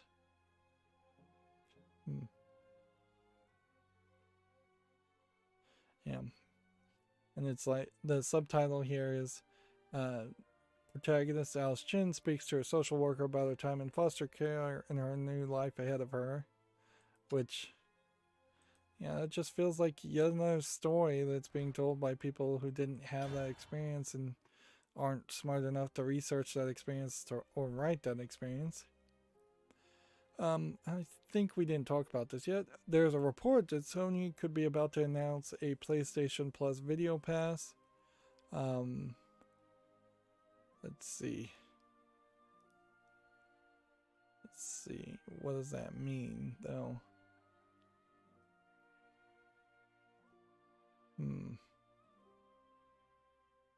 Scrapping media rentals and purchase in favor of a possible streaming package, I guess. I can't imagine anybody really wanting to do that through Sony PlayStation at this point. When they just, like, had to backtrack shutting down the whole service. Like, why would you even shut down a service if you were on the verge of announcing another service? That does not inspire confidence by any means. Moving on, since that's just a rumor, Shadow Man Remastered review from TechRaptor, which I'll be interested to hear what they have to say, although in all actuality, I don't think anything they say would convince me to not want to play this game eventually. Some of this stuff is that extra content. They gave it a 6.5. Shadow Man Remastered infuriates as often as it delights, but it's a solid experience, and Night Dive has done an excellent job preserving it.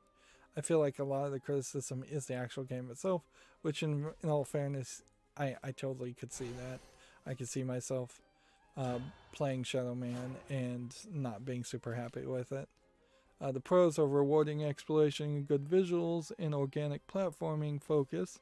Cons are confusing, labyrinthian level design, which I recall that was the case originally. So that is, I think, true to nature. Terrible combat, almost certainly the case. And poorly balanced upgrades, which, yeah, there was probably some of that too.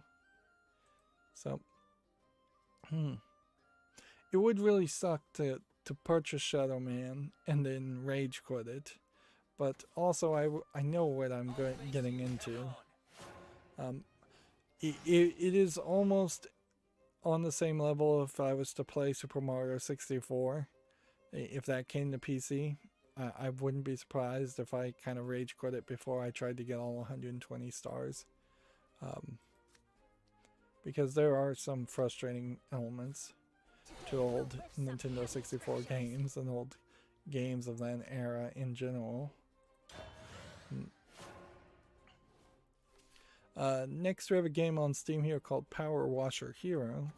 There's a lot of Power Washer porn on there's a Reddit called Power Washing Porn, where it's people power washing decks and such.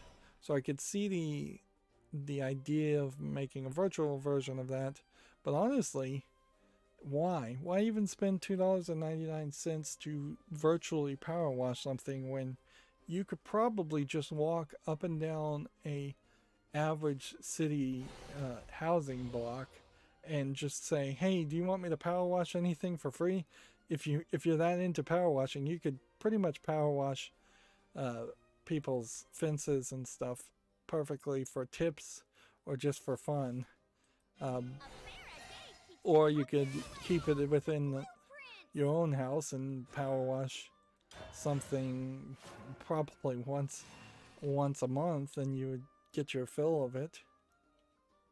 And I imagine it's not anywhere as fun as it looks in reality. This company I've never heard of, Handy Games, is having its 21st anniversary, which certainly that's weird. I have heard of the Townsmen games, I think. And maybe I've heard of Through the Darkness of Times. El Hio. And see, this is a Steam storefront sale, but would you even be able to tell that this is Steam? Because it's all black in the background. I just had to look up at the URL bar to see that this was actually on sale. El Hio, I think, is... well, it came out in December, so 20% off is not that bad. Let's see if there's any other games here that catch my eye. Gianna Sisters, I believe that's a player versus player game for 99 cents.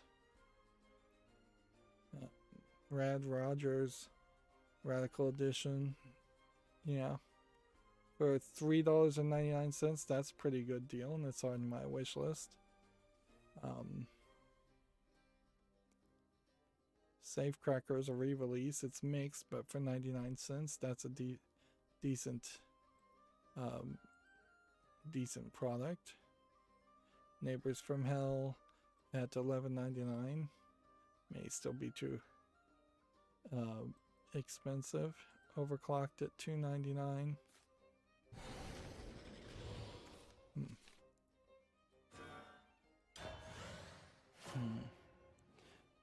I have the original Gianna Sisters. So if I was to scroll back to Twisted Dreams, you can check that one out. Mystery of the Druids, mostly negative.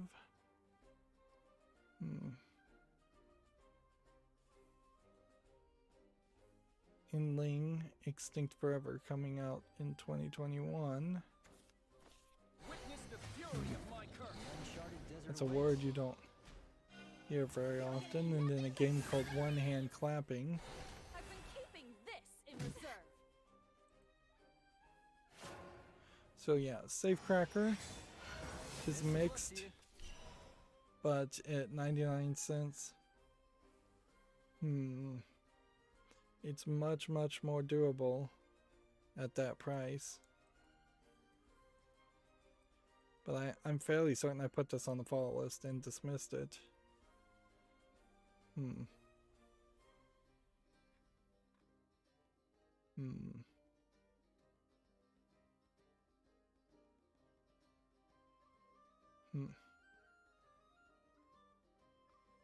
Yeah, I think the reason why it's so negatively reviewed, though, is simply because it just doesn't run. So I'd have to say no to that still. Because I'm not willing to go through major frustration on the hopes that a game might work.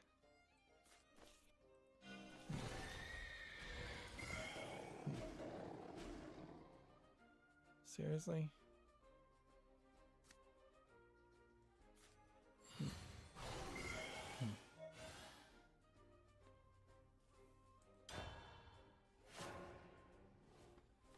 Let's see. Then we have Neighbors from Hell, which is rated very positively. It's a single player game. Why is it on my follow list then?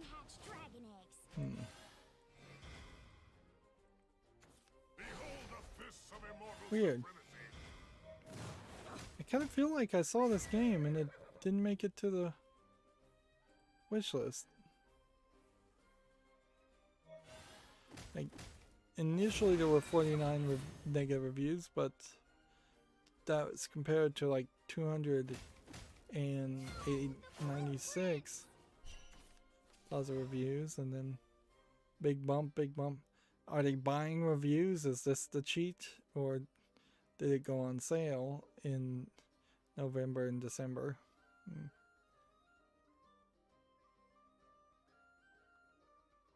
Well, I'll put that on the wish list. I can't speculate on review manipulation. If it's happening on Steam, then I'm doomed to always be influenced by that manipulation. My blade is your salvation. Punish the wicked, spare the innocent. Alright.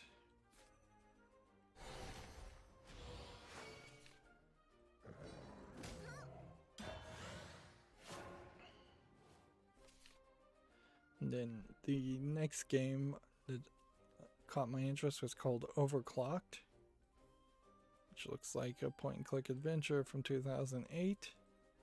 Haven't heard of it, but it's mostly positive. It's $2.99 right now, and at that price I can't say anything other than put it on the wish list.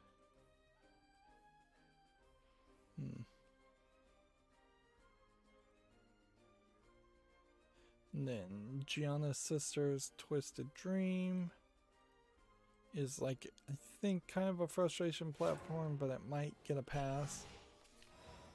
Let's see, single player only. Once again, 99 cents. At that price point, knowing that these games can go to that price point, and inherently this is the problem, because I'm establishing new rules that say effectively, if a game can be at a cheaper price point, I'm willing to put it on the wish list, where in the past I was only putting games that really, regardless of the price, caught my attention and I wanted to actually cover. But I suppose one is entitled to change their standards, and that may change fairly often for me. Next we have the game Inling,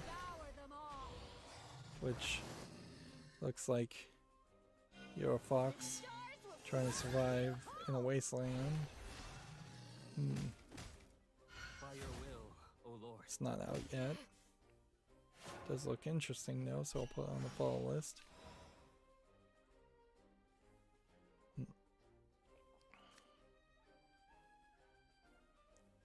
Restore 3 defense at the end of the turn, or do 6 damage. Well, on to the next project. Is that how you treat a lady? Like that. Gamatsu has the Great Ace Attorney Chronicles have been announced for PS4, Switch, and PC. That's the greatest Ace Attorney 1 and 2. Which these are like including, I believe, Sherlock Holmes, and these are before Ace Attorney. This is like the generation before Ace Attorney. It's the same kind of game, but it's not set in modern time.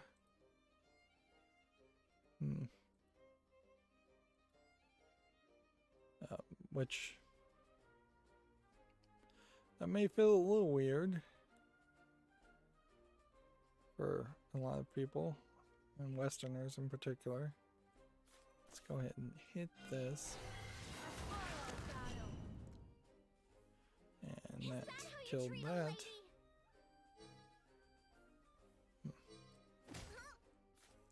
There is not a soul without sin.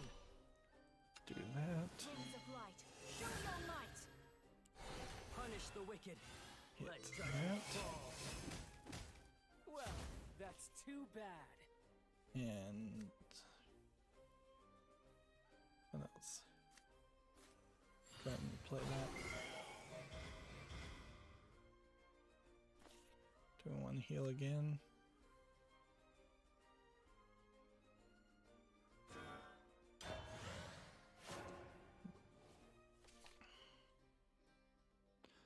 Let's see. Gamma Sutra has a report here. According to a report, Discord is no longer in acquisition talks with Microsoft. That makes a lot of sense that wouldn't have gone through regardless. I seriously doubt they would have been allowed to acquire Discord after also acquiring Mixer and then shutting that down, and owning Skype and owning Teams. Like that, there's just straight up monopolistic insanity being allowed to be done on the behalf of Microsoft. I will save you no matter the cost. Punish the wicked. Spare the innocent. Is that how you treat a lady? Let's see. Gamatsu has Ruby Grim Eclipse Definitive Edition gameplay trailer. So this must be a re-release of Grim Eclipse. I really have a hard time thinking that Ruby, as a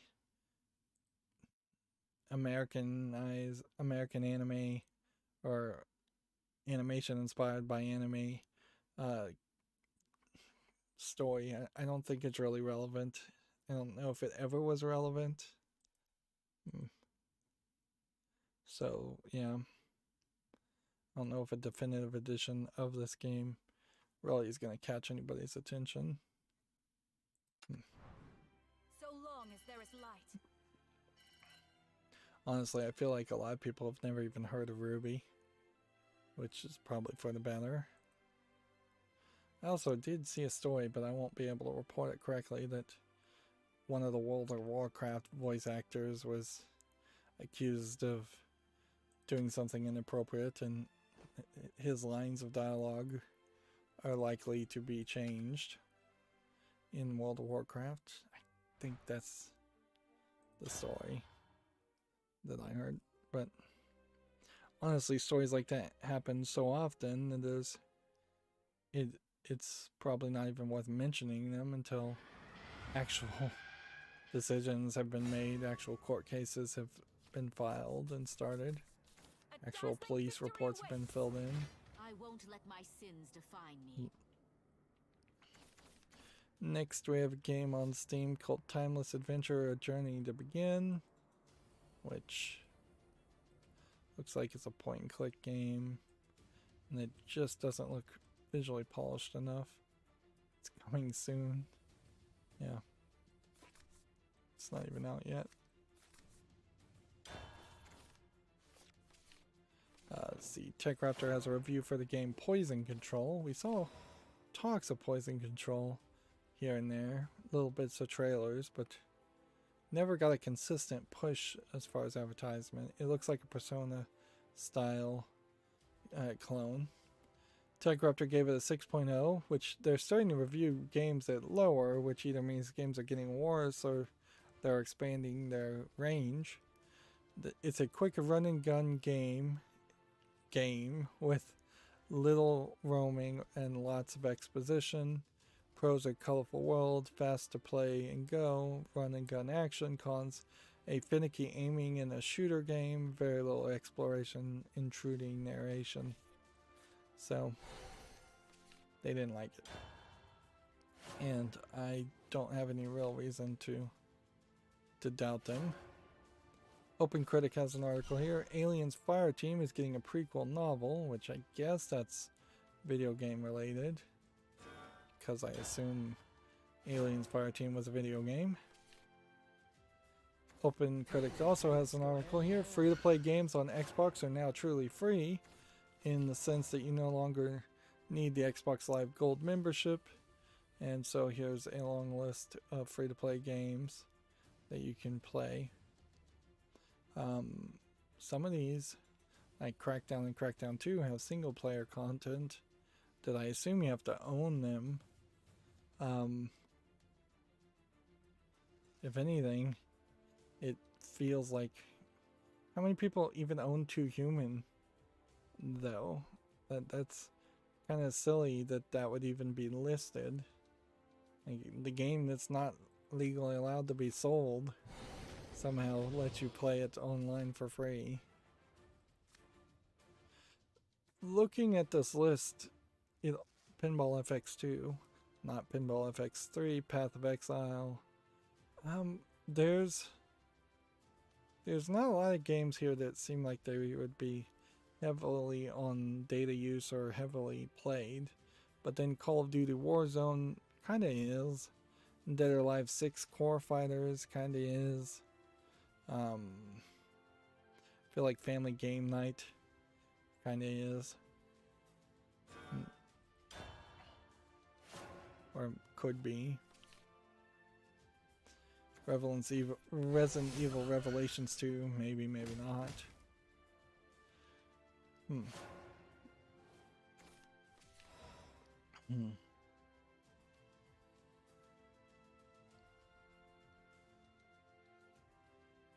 So yeah, but Microsoft went in the direction that we knew they were going to go into, and that they announced they were going to go into, and are furthering the idea that you should either have Game Pass Ultimate to get the games too, or you should not have anything because you don't really need anything to play the games online. And that moves them slightly closer, but not quite there, as far as the ability to play games online on PC, which has always been free. It looks like I'm up. For instance, look at Steam. Steam only gets money off of me when I buy new games.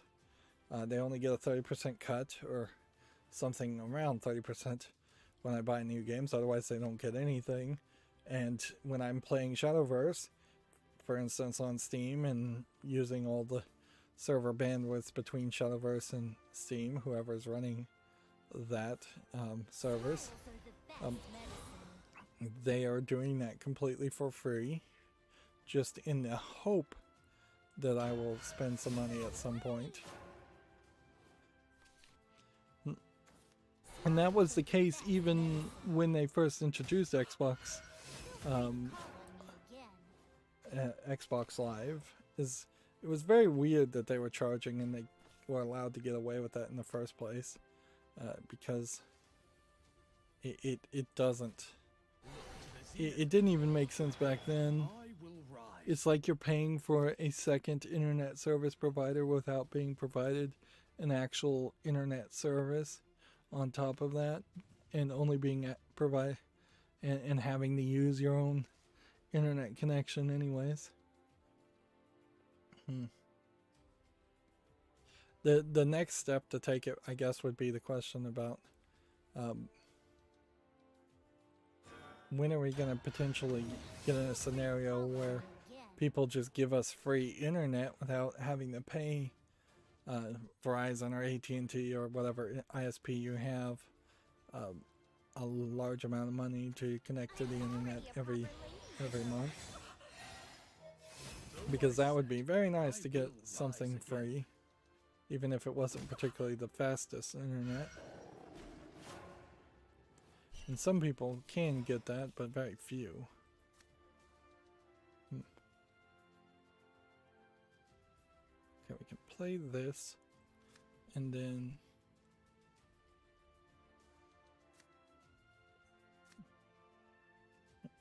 do this, and do this. So, you withstood it all. And then hope this works. You're in good hands.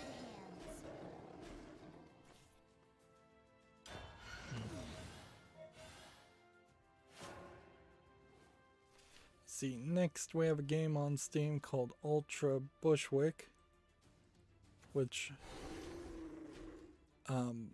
looks like just a mess of neon paint. $4.99, English only. No way! Moving on, Gametsu has Ninja Gaiden Master Collection action trailer, which couldn't even make out what this picture is. It's like Ninja Gaiden tearing apart some kind of monster. Rated M for mature.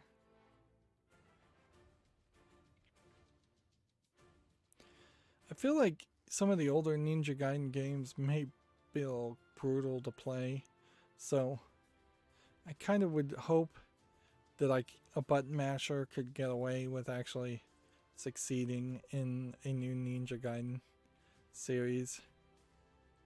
But we also have like Devil May Cry games where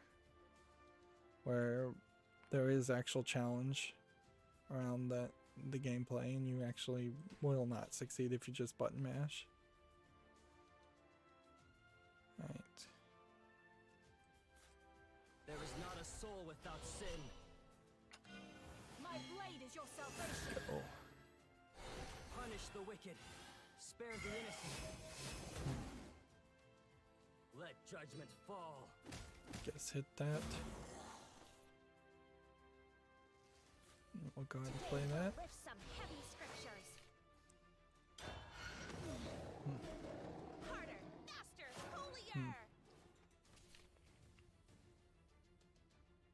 holier. Myst is on sale for Oculus as the deal of the day for the Oculus Store, if you're interested in that and have the Oculus Store. Apparently World of Warcraft is testing a chat filter, which would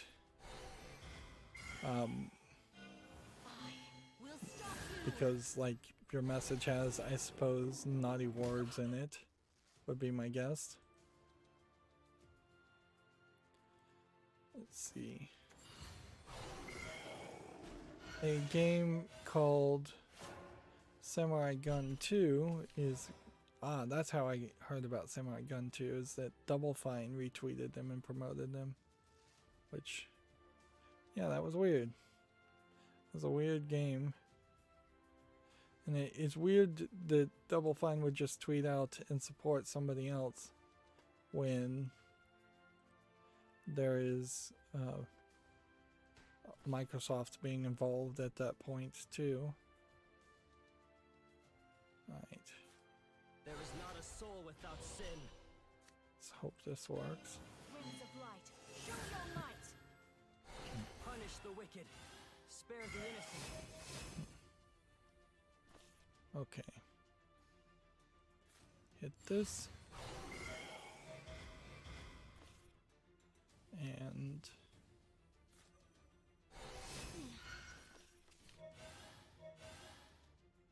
hit that. Let judgment fall. Then hit that.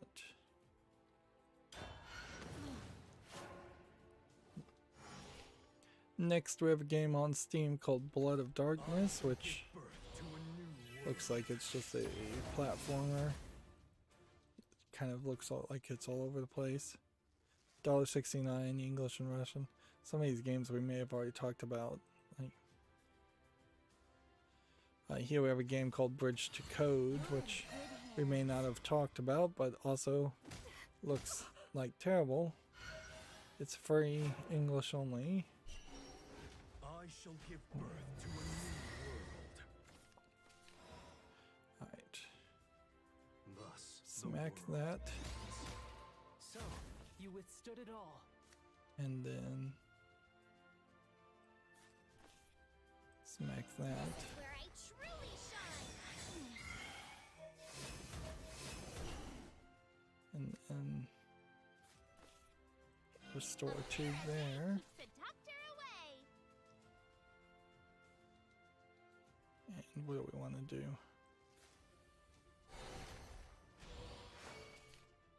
In the turn.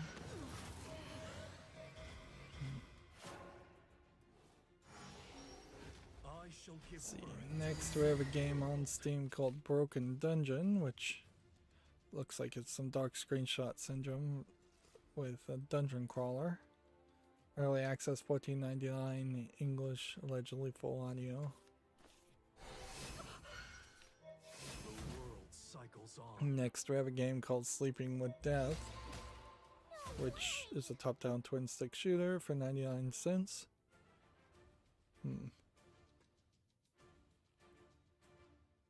Now I can see the beginning of the end. So at this point, it probably doesn't make any sense for me not to cover all the video game news today. Well, 2 hours and 13 minutes into the stream.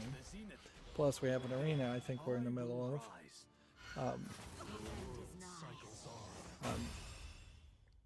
But if today were Friday, I would just cover the rest of the video game news and ignore the games that were released on Steam.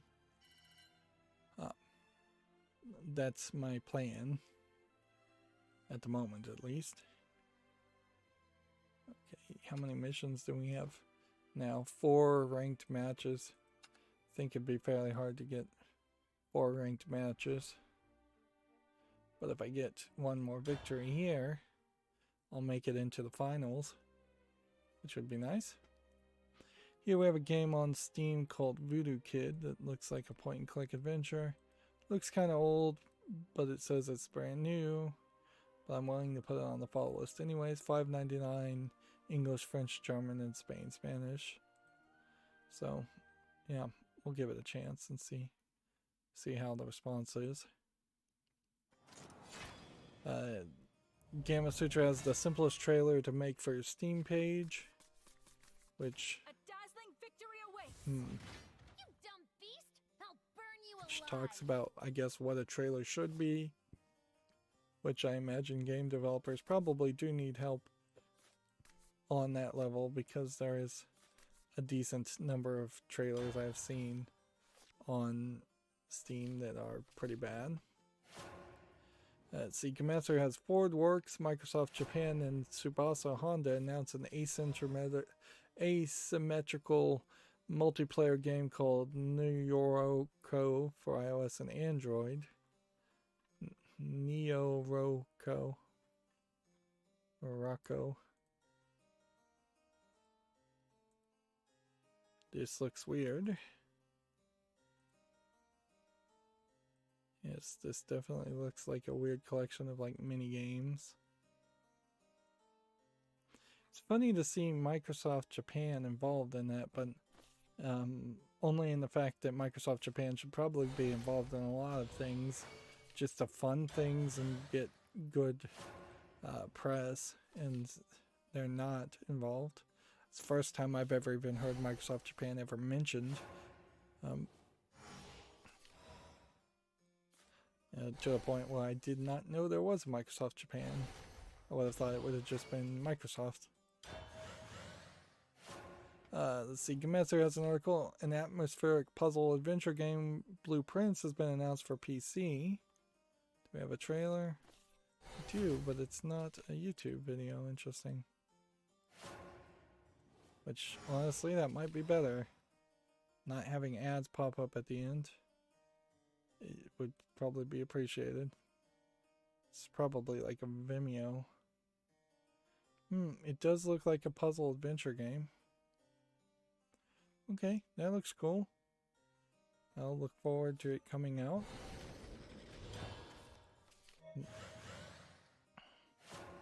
Next, we have a game on Steam called Two Legs, which is just a frustration platformer that looks terrible. $1.94.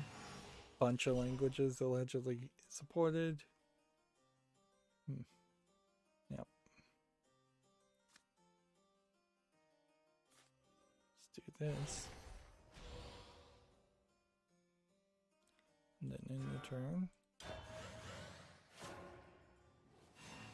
Next, we have a game on Steam called Underwater Life, which just looks like an aquarium simulator for $5.99, English and Russian. Right.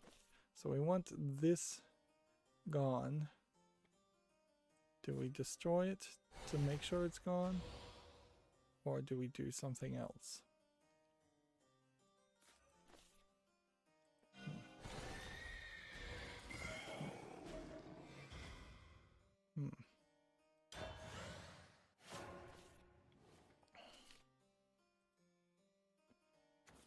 Next, we have a game on Steam called Retro Tank Party. This is just tanks in poorly designed, poorly drawn.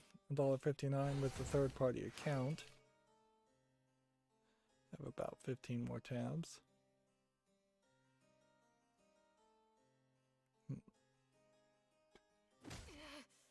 Next, here we have a game called Loving You Fully, which apparently is a visual novel about body positivity and learning to love yourself.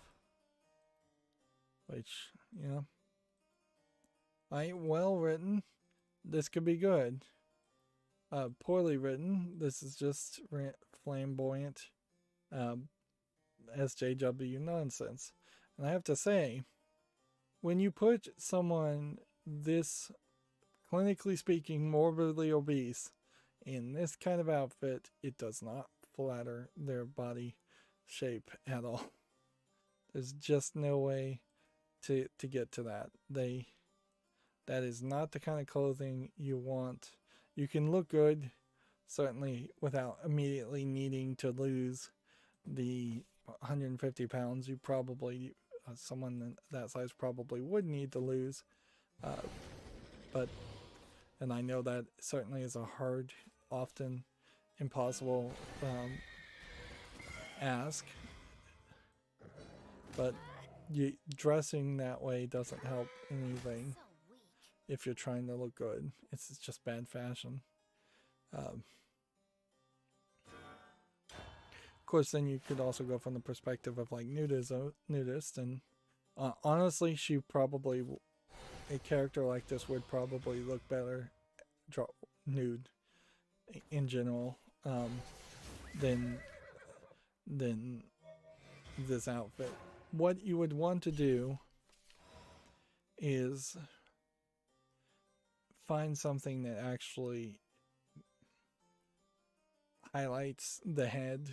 So probably would want, I'm not going to say a muumuu or anything like that because that doesn't look good, but a long flowing dress, very nice, very sharp, vertical lines often are perceived as slimming, or at least conceived as slimming, even if they aren't actually perceived. You probably would want to accentuate a neckline here.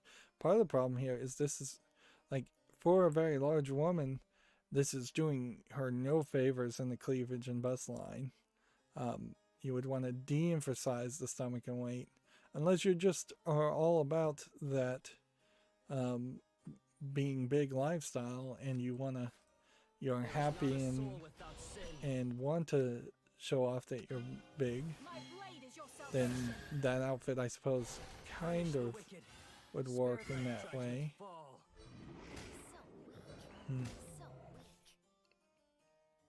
There is a element of SJWs that do promote any weight is healthy, and it's just not the case.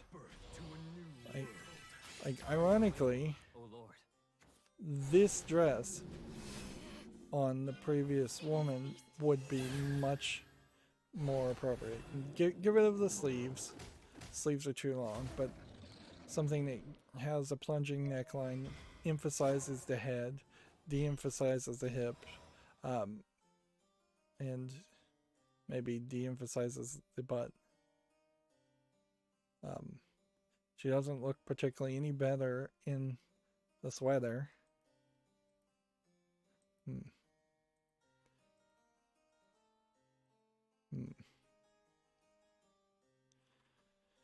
But yeah, there is some ridiculousness that all sizes are healthy. No, it isn't.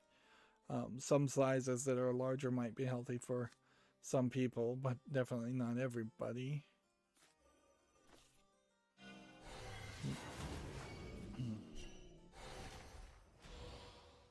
Okay.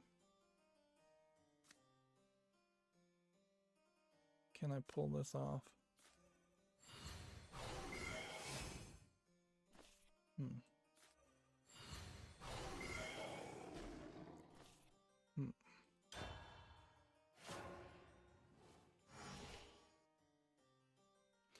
The bigger problem of this video game, beyond its kind of potentially ridiculous story, is that it is a 30-minute visual novel, which is way too short. And yeah, you should learn to love yourself, certainly, but part of you loving yourself is trying your very best, if at all possible, to not end up being unhealthy, whether that's because you're overweight or because you don't exercise or you don't get enough sun, even. So yeah, you wouldn't allow somebody to cause themselves to have scurvy because they're not getting enough vitamin C.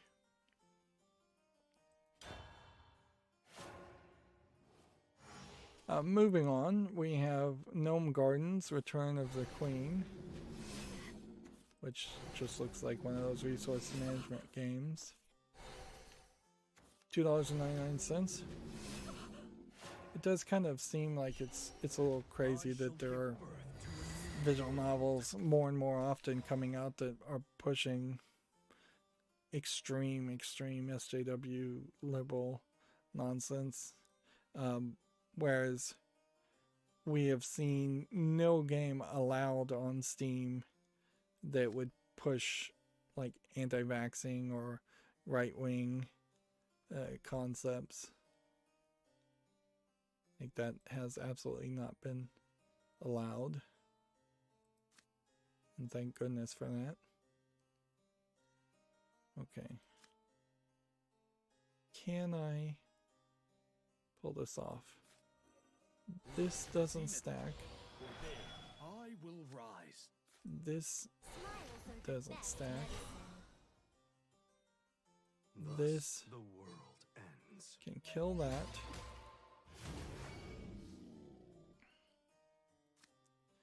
Then this would have to evolve. Beams of light, show your might.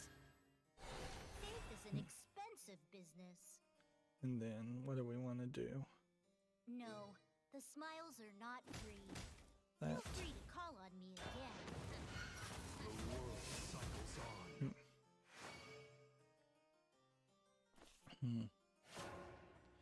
Let's see. Next, we have a game on Steam called Inside Soccer, which looks like total garbage.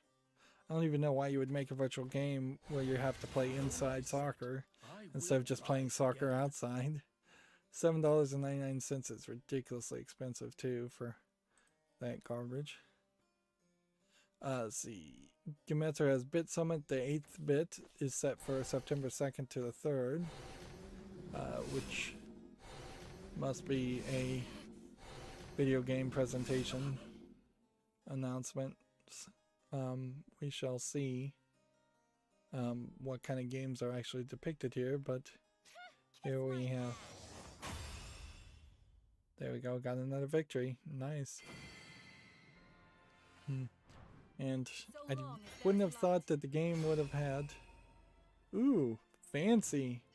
We advanced to the final stage. I wouldn't think that Shadowverse would have allowed a character to say "kiss my ash." That's too close to being inappropriate for kids. Well, reward for the next win looks like an even bigger chest, so heck, let's take it. Getting back to this though, here you have a anime girl sitting on, wearing a kimono, sitting on an octopus with an octopus over her shoulder playing a game, and they're holding all kinds of different controllers. Which oddly there is an Xbox controller being depicted here, and I don't see a PlayStation 5 controller. I see a black and white, a black PlayStation controller, and it is lower than the Xbox controller. And then you have like an ancient depiction of a Japanese man playing the Switch 2. So, interesting choice of art. Let's see. Next, we have a game on Steam here called Deadlock, which looks like it's just a low effort shoot 'em up for $1.19. English only. Let's see. Go ahead and play that. In the turn. Here we have a game on Steam called the Suez Canal Simulator, which this almost certainly is a joke troll game. $47.99 English only. Way too expensive.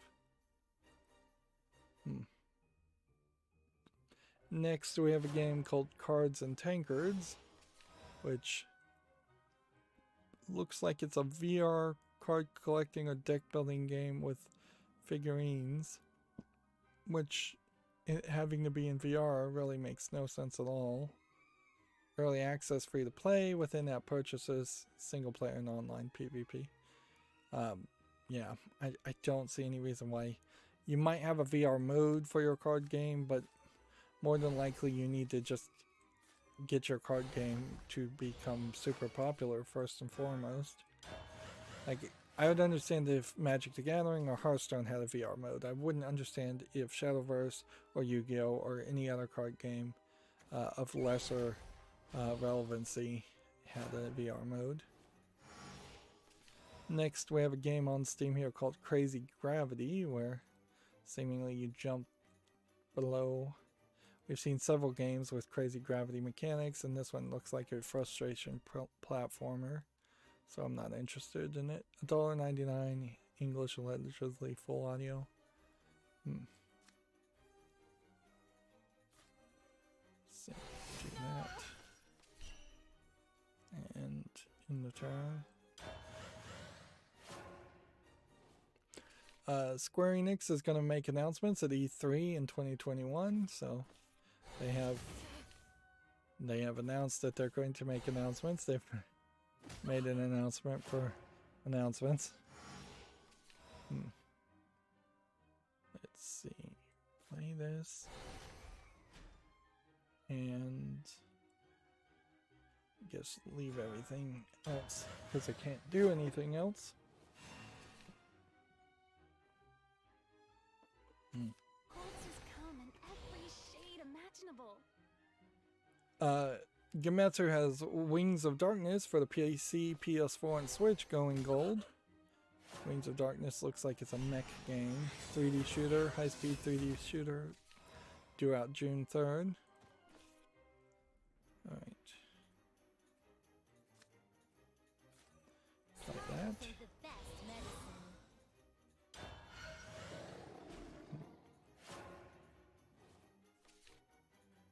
See, here we have a game on Steam called Don't Forget Me, which looks like it's a point-click pixely game.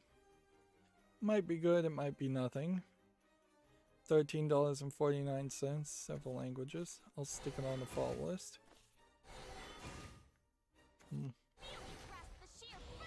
Next we have another Tanks game, Tanks and Labyrinth, which looks even worse than the other Tanks game.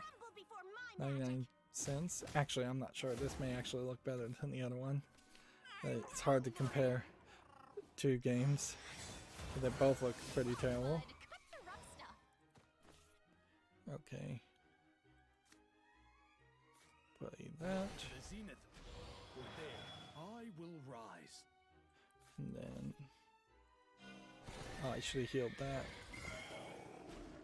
That would have made way more sense. No, the smiles are not free. Unbelievable. Let's see. Gematsu has Song of Horror for the PS4 and Xbox One, launching May 28th, which is on Steam.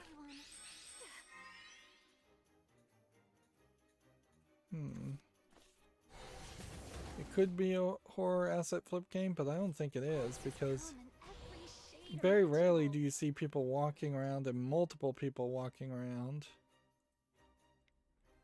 Feel free to call on me again.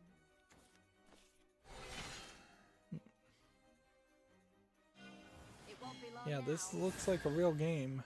Oh my gosh, so many crystals. Let's check it on Switch. All is an illusion. Yeah, Song of Horror Complete Edition is on my wish list. Came out October 13th, 31st, 2019. So now it's coming out for more platforms. Interesting. This is the only publisher I've ever seen that has a emoji around it. Its name. Okay. What do we want to do? Restore 3. Defense to the leader. Yeah, let's do that. End of turn. Prominent. Restore health.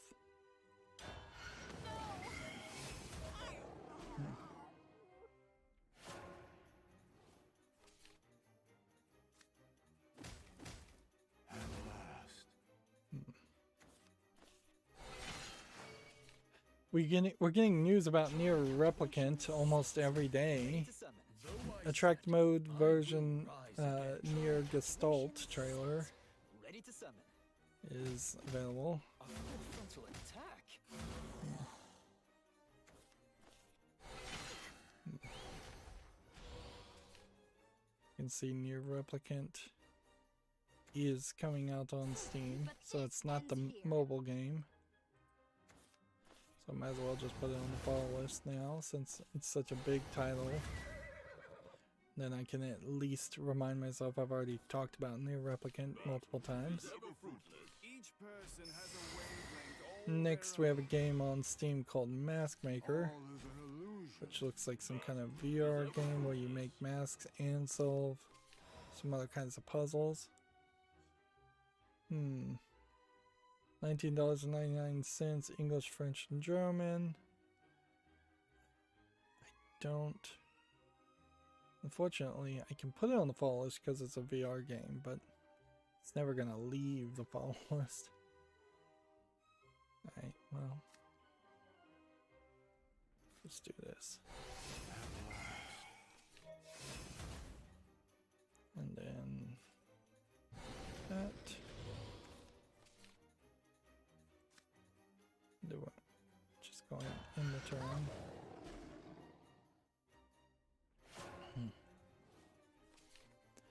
A game called In Sound Mind launches August 3rd for the PC, PS5, Switch, and Xbox Series, which looks like another horror game. See, it almost feels like a game called In Sound Mind should be some kind of horror focused around the idea of sound, scaring you more than even visuals. I'm through.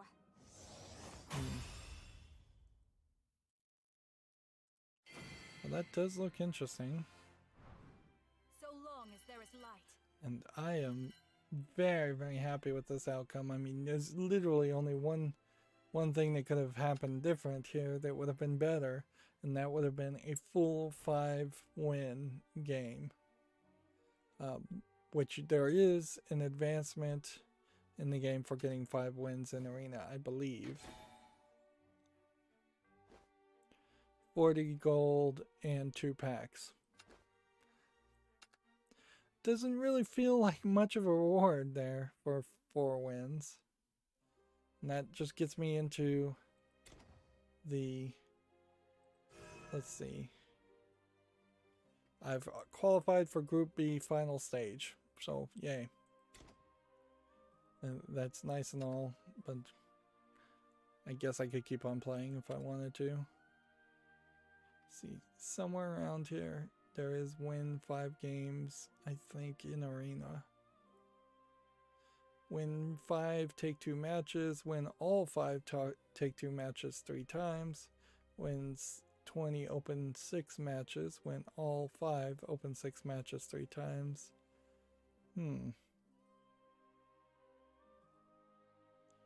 No, I guess there isn't actually an Arena 5 wins that you have to worry about.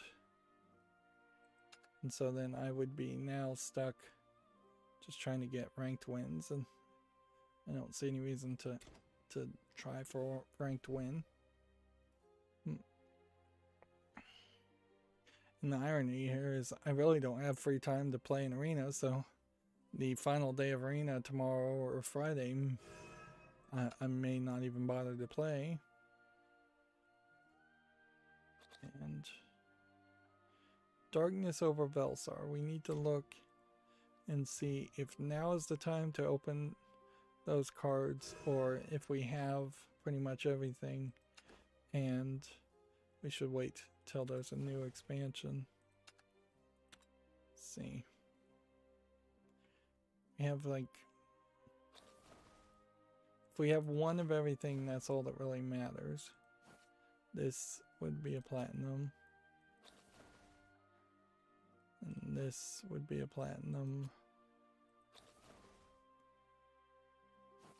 And this would be something we could get. And this is platinum. That's something we could get. That's a platinum. Platinum. That's something we can get. So there's about 3 cards that I think we could get new. So if that's the case, I guess it probably isn't.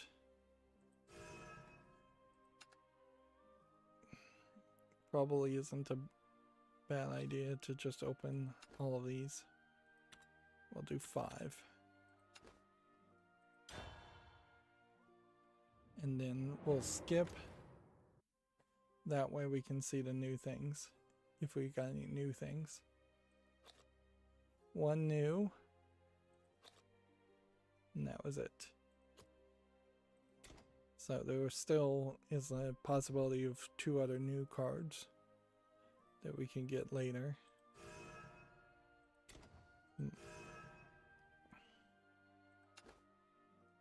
Liquefy those extras.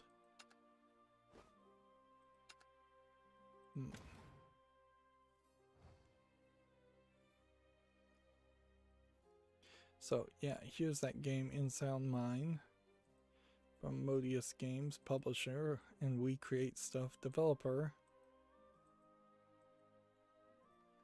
Yeah, sometimes when you look at a game on Steam, the way it's depicted compared to the way Komatsu depicts something, they're slightly different. And I'm not sure which one tends to be better or worse. See, Microsoft is building a new app store for Windows 10 in a major revitalization effort. Good luck on that. I'm not sure if the app store concept in general is going to really work on Microsoft for what it is supposed to do. Let's see. Komatsu has Spiritfarer sales of top 500,000 and a Lily update is now available. And then TechRaptor has an article, fans and creators celebrate the 15th anniversary of Mother 3. This was on the 20th. Mother 3 being the original name of a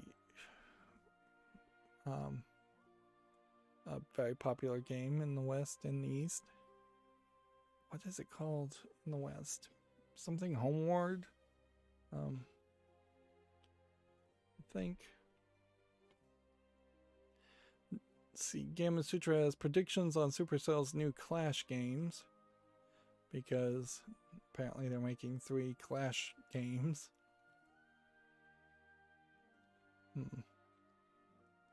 And boy, am I glad I'm not playing Clash Royale anymore, so I can be playing Destiny Child's Defense War, which is just basically Clash Royale. Which also I need to stop playing that game too. It's adding more content though, so it's actually getting better. See, here we have Puzzletronics Digital Infinite. And we've seen several of these move around the tiles to form an electrical circuit concept games, and I'm not sure if any of them are good, and they all seem to be from the same developer. 72 cents is not asking a lot though.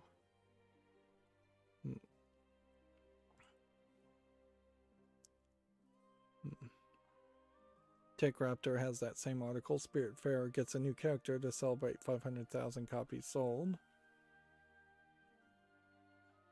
And then we have a game on Steam called The Death of Zoe, which feels very dark screenshot syndrome. I just can't see anything there. $12.59, third-party EULA. I think I'm trying to bend over backwards and give this game a chance, and I just don't think I can do it.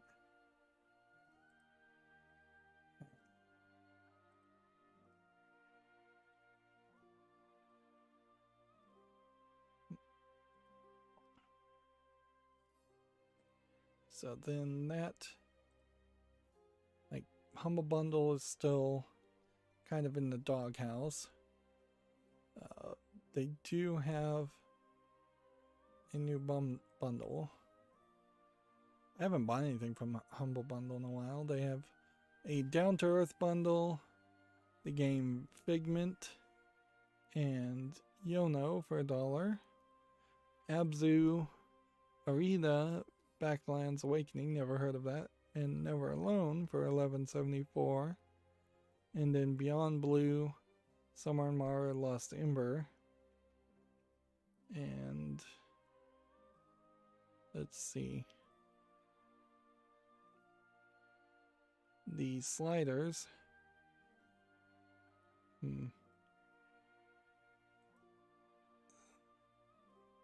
Still seem to be totally missing from that bundle.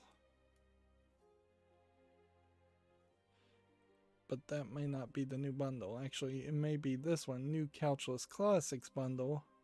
Yeah, this is the new bundle. Door Kickers, Ultimate Chicken Horse, 9 Parchments, 20XX. For $10 you get War Groove, Lethal League Blaze, Biped. And then sliders on this one. Also seem to be missing.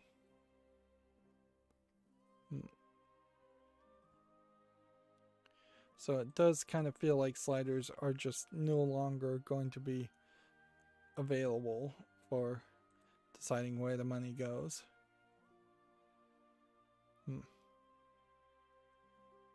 See, TechRaptor has an article here. 2 Steam Lab beta tests have borne fruit. The Steam Categories feature and the Steam Playlist playtest feature are now live on the digital storefront. What is the playtest feature, though? Let's see. What is Steam Playtest? This feature was also a product of one of Valve's many beta tests. Unlike Categories, Steam Playtest feature depends on developers to set things up. Essentially, a developer can allow developers to invite players to playtest their game. That's poorly worded, but an interesting idea. But also, I don't want to have to then say this is a sponsored ad or this is a sponsored video, because I've been given special access as a YouTuber to an early access version of a game, or I've been given free access to a game in general. Okay, I'm now scrolling down my Twitter feed to see if there's any new bits of news that happened in the last 2 hours and 50 minutes.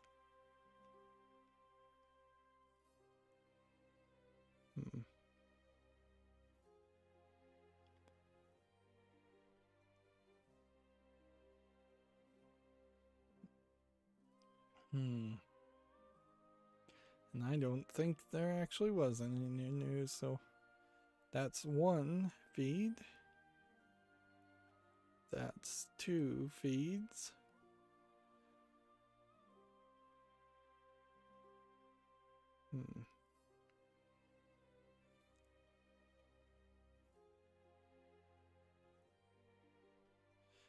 Here we have a story we didn't talk about, so we should talk about that.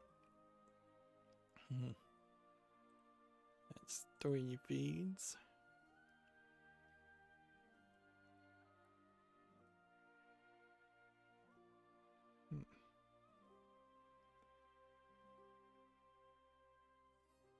That's 4 feeds. Last feed.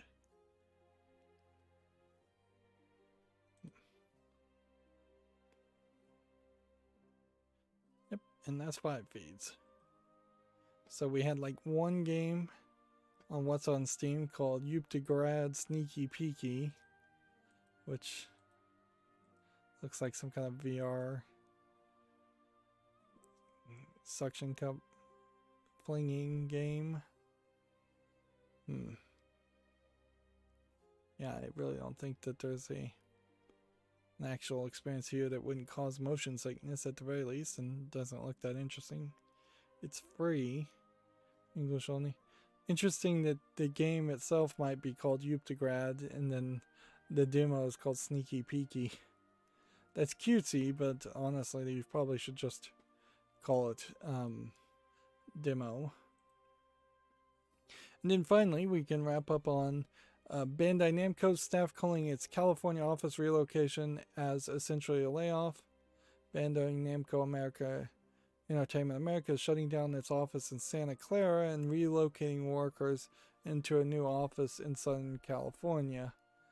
Which, yeah, at a certain distance in the United States, I think in every state, if if you are required to move more than I think it's 100 miles, and even 100 miles is really, really far,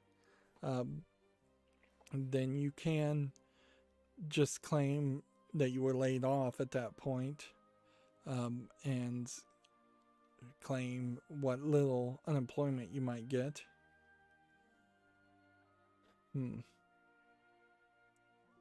Let's see. Bandai expects all employees to have made the switch to its new Southern California office by April 22nd, 2022 at the latest.